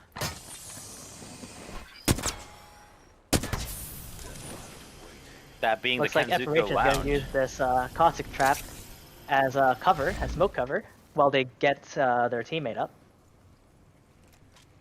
Yeah, everyone's still fairly spaced out. Could we? Yep. Oh, looks like Kazahara coming out of their ratting position, making sure to stay really low, and not letting their location known by the other teams. Trying to use that increased movement speed of being a revenant while crouched. Oh, but he walks right into someone. Oh, can they make it? Tries to get some wingman shots out with a Revenant Totem. However, that ring is doing some considerable damage on them. And down goes Kazahara. However, they did. Kazahara's team did get 4th place, so that is not something to smirk at. Here we Ooh, are Bopple taking a look at Doppel, the- our sniping legend, gets taken out by a couple of frag grenades as this enemy team pushes, and Colony Drop gets the champion. Oh man, there it is. Colony Drop gets a 3 champions revenge. out of the 4 rounds of the second Apex tournament. Holy! Oh, they really are a force to be reckoned with.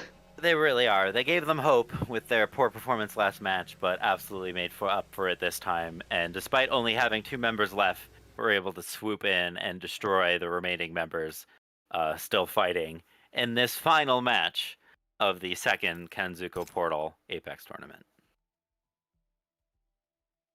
Holy, let's look at the match results. Looks like Shiki really maintaining that kill leader position at My 11 goodness. kills. Oh, just Team Colony Drop. Just look at their team 21 kills, Matt. kills I'm for their speechless. I'm total. speechless. They really ended the tournament with a bang. This is the most that they've done in the entire tournament. 21 team kills. They were on the warpath. Wow. They were not to be denied. That keychain was going to their homes, and there was nothing that anyone could do to stop it. Well, not to degrade Team Kenzoku Lounge with an impressive total of 11 team kills as well. And Definitely well looking done. at Bopple Doppel, look at Bopple Doppel's kill count. Our sniping legend for this round, 6 kills for Bopple Doppel.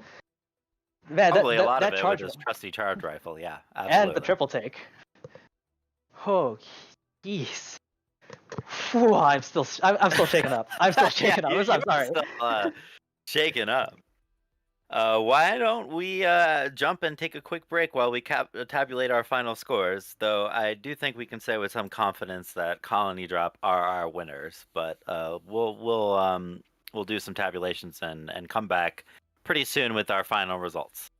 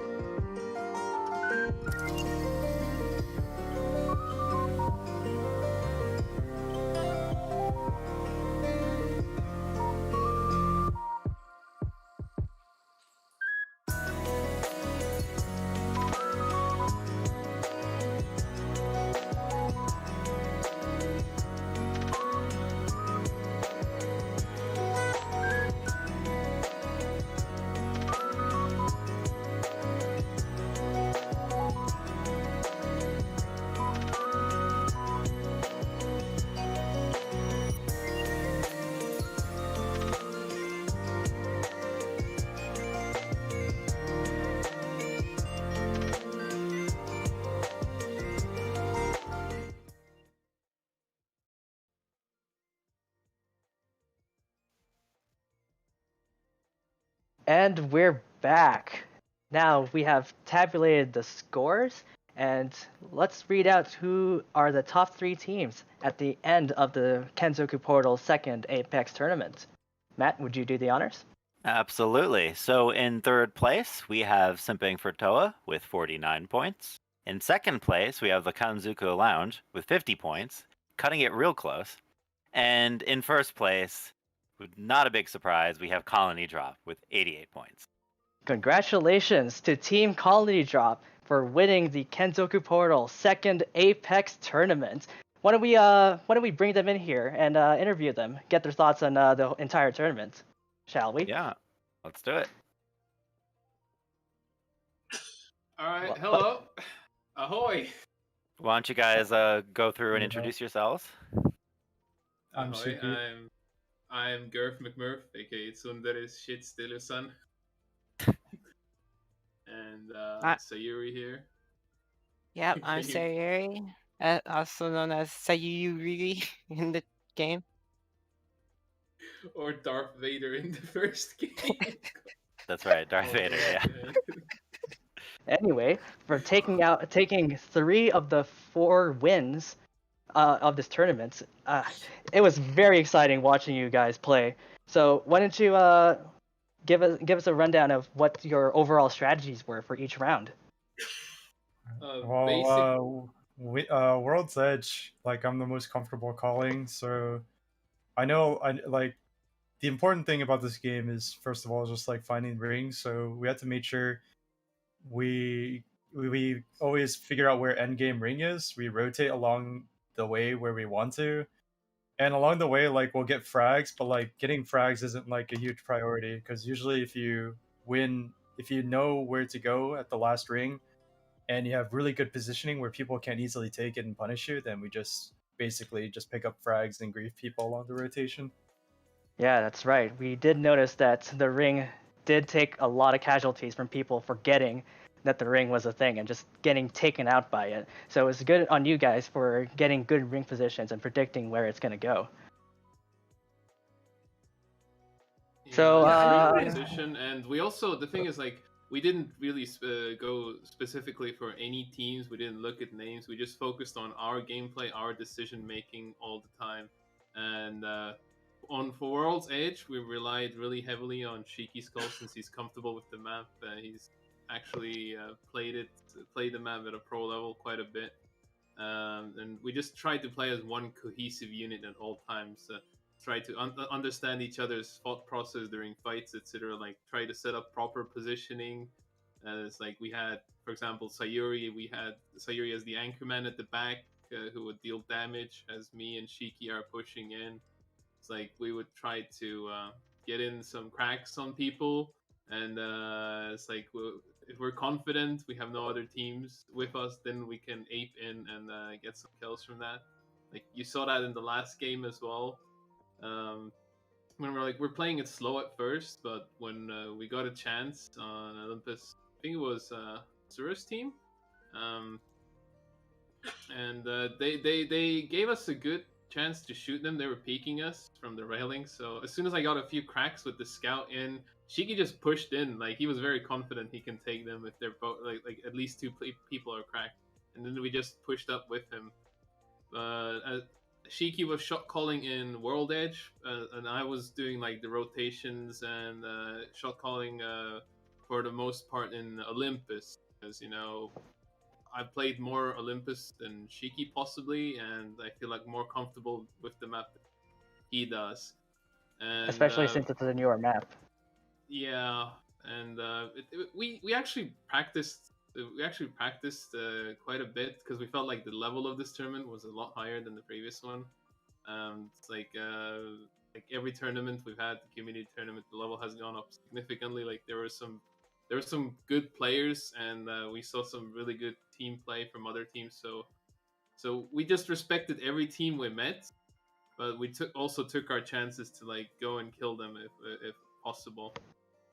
If anything, were there any teams that you had some trouble with?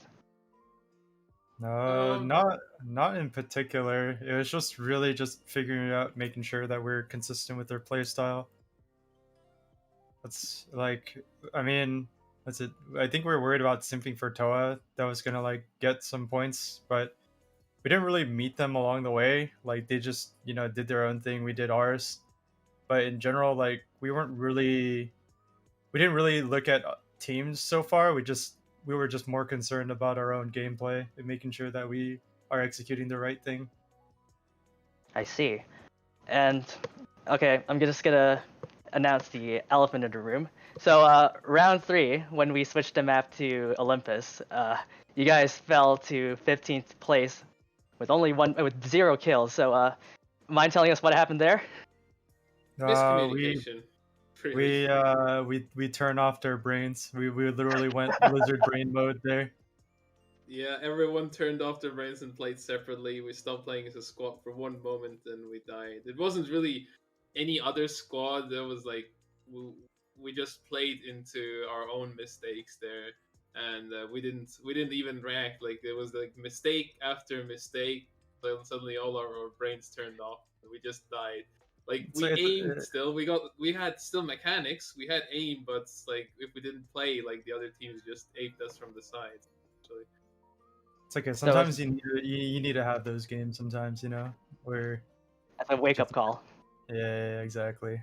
Can't get too Yeah. cocky, Well, you did take the next round, so it was good on you guys to notice how you noticed your poor performance in round 3 and really brought it together in round 4. Yeah, I'd say it was a good wake up call in that sense. I completely agree. It was like, okay, we're 15. We got like it's like the 1 point of shame as well as not even 0 points because we stayed alive long enough to deal some damage. Like we didn't dry off drop, and we managed to get 1 point, the 1 point of shame. So it was worse than getting 0 points. But it was demoralizing. Like we're used to, we just talked it out and we got over it and played better the next game. Essentially, it was like you can't like Right. get too down over it. Right. So we noticed near the end of round 4, Tsundere, you were out, but your teammates didn't pick you up. Any reason why that was the case? There were no other teams nearby, so your banner was perfectly safe to pick up. So what happened? Even if they have a mobile respawn beacon there, like no one considered the fact of picking me up, myself included. The only time I requested for help was when I think it was Yukihana Neko who was pushing me with the Mastiff, and I was like, I had to fight back against her to survive, and then the ring knocked me. But as soon as the ring knocks me, I'm down and out. Because if I can't crawl out, the issue is it's a level 3 ring, so that thing can tick you really hard. Plus the fact that we don't have a mobile res, so there's like less possibility. And the end game ring is like out in the open, so even if we did have a mobile respawn beacon, people are gonna immediately know like, oh hey, this team has numbers down, so then we're gonna go ape this team. So like it would have been very unoptimal if we like were to opt to res, and the closest res beacon is like literally right smack dab out in the open with no cover, so it would have been like a really like bad idea if we commit to that. no one even considered it on our team. The thing is, like everyone understood that immediately from our PlayStations. It had zero worth trying to revive me there because not only like would they have trouble reviving me, spending time, it takes focus away from the other teams and players, and like tension and focus is really important in the game. So they lose time, they lose focus, they lose potential kills, and like I might just die off drop without any loot. So they're going to spend time for like negative points. So it's like not worth grabbing me there whatsoever. So I can just like at the very least what I can do is like if I can see my teammates missing some calls or something, I can try to help them out with the calls even while I'm dead. Like that's something we also do. Like even when people are dead, we try to help each other out. But I didn't need to. They were simply so cracked at that point. I didn't really need to tell them anything. Right. They did really well. As you could see, they just wiped everyone. So Yuri, you've been very quiet throughout this interview. Any thoughts that you want to share? I just want to say, like, I'm very grateful to be able to play with such skilled players like Shiki and Tsundere. I remember last year when I first started playing the game around like end of season 4. Like I had no experience whatsoever in these types of games, and playing with them a lot has really like improved me as so much as a player, and I still have so much more to improve.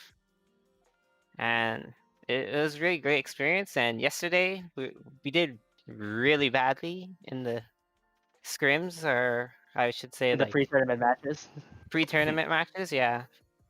And But but they never went down on me. Like they never like went at me. They just said we talked it out. They gave me advice and then just came ready to play today, and we did a great job. well, that's good to hear. It really sounds like that you three make a very cohesive and very supportive team. Bob, Matt, do you have anything to input into this interview? Honestly, I think you guys have done an awesome job of talking through your situation. I hope that some of the other players listened to your guys' conversation, because it sounds like it'd be useful in coming up with plans for maybe future tournaments that we have. Yeah, I guess I would just ask, future tournaments. What is your advice to the teams that you saw here today, or maybe teams that were watching and decide they want to participate next time? What is your takeaway point for them to be better contenders next time?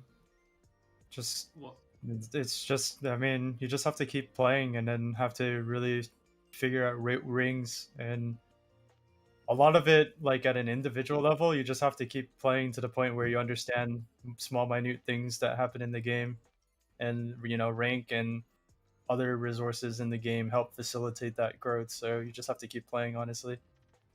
I can give you the long version and the short version. So the short version is in solo, hot drop until you hit D3. Just hot drop to D3. If you can't do that, you're not gonna win. That period.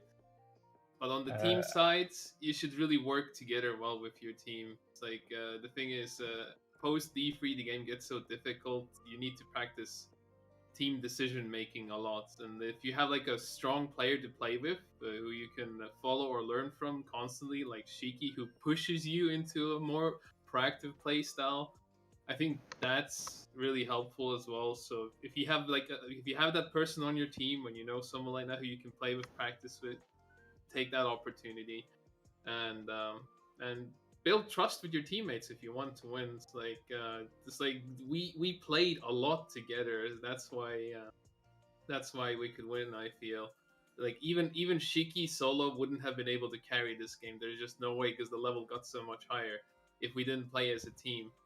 So that's like the huge difference. Like no matter how good you are as an individual player at this level already, it's like you need to win together as a team. There's no other way.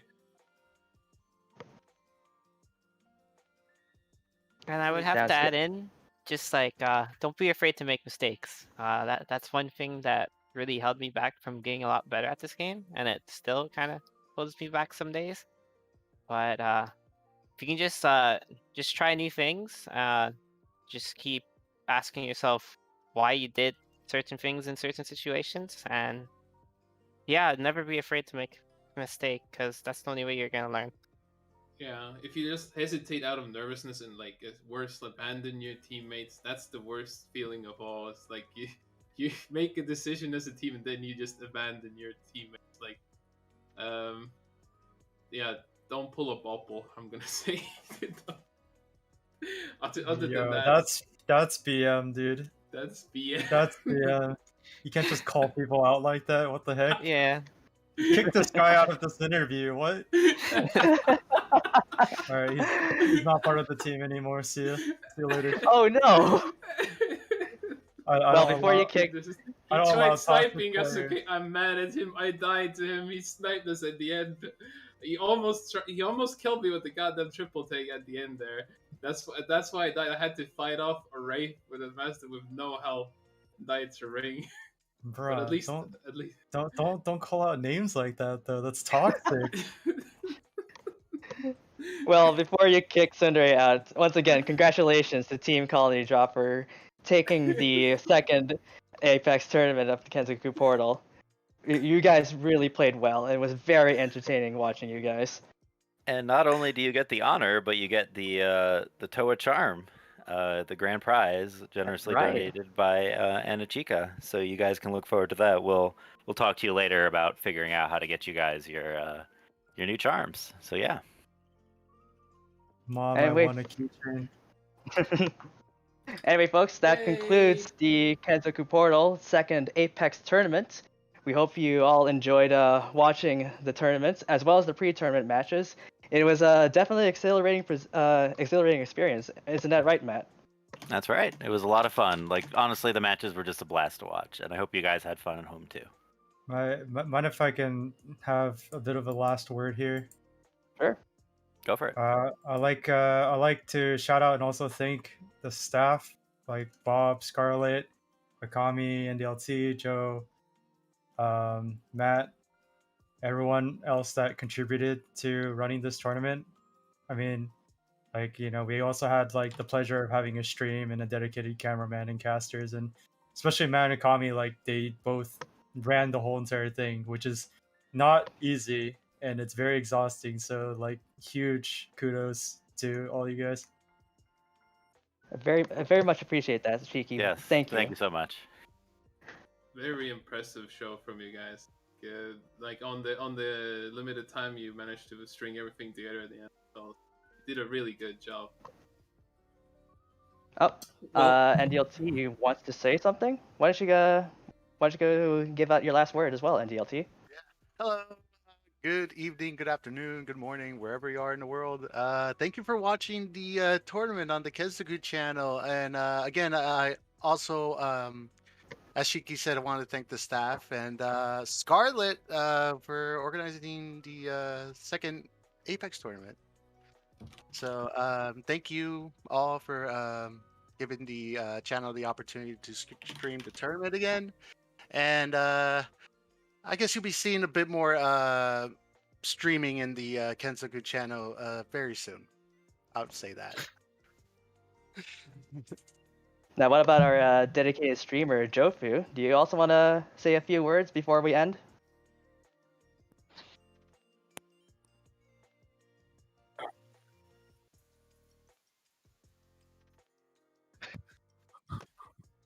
Yeah, let's just wait a while he sets up his mic so he can give a few words.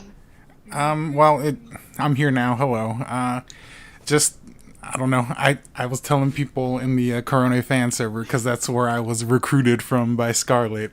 I do really enjoy Toa, but I was telling people I got scammed by Scarlett. But actually, it was a really fun experience. Just messing around with the camera. Hopefully, I actually caught battles when they happened, and it was really cool coordinating with like NDLT, who was one of the cameramen, and as well as with Akami and Matt when they were, you know, shoutcasting, and they would say, "Let's go to this." I don't know. It was fun to just be a part of that because I've never done anything like this before. So It was thank fun you. working with you, Joe. Yes. Yeah, It was you fun, guys it did a was great fun job. working with you, Joe. And as we wrap up here, I also just want to. I have a little message I want you to take back to the Corone fan server. One Mr. Kontaru has decided to issue a challenge to the Toa server for a joint Apex tournament, but has not been responding. And so I want to throw down the gauntlet here and say, hey, Corone fan server, we're coming for you. We've proved we've got some high-level players in here, and I think the Kenzoku can take you guys. Ooh, ultimatum. While I am not official, I will say you guys would probably win. We have like 10 people that maybe play Apex, so. Well, that's enough for a joint So you guys tournament. will get 10 more, it sounds like. Yeah. I'm joining that server with my multiple account. I'm gonna use Xbox Connect, Xbox, PS4, and mouse and keyboard. Wow. Well, a joint tournament will be something to look forward to. Yeah, Anyway, I'll deliver let's, the wrap message. Yep, let's wrap up the tournament. This has been Akami Yoru, And this has been Mad Scout 007. and we'll see you guys on the flip side. Thank you for joining.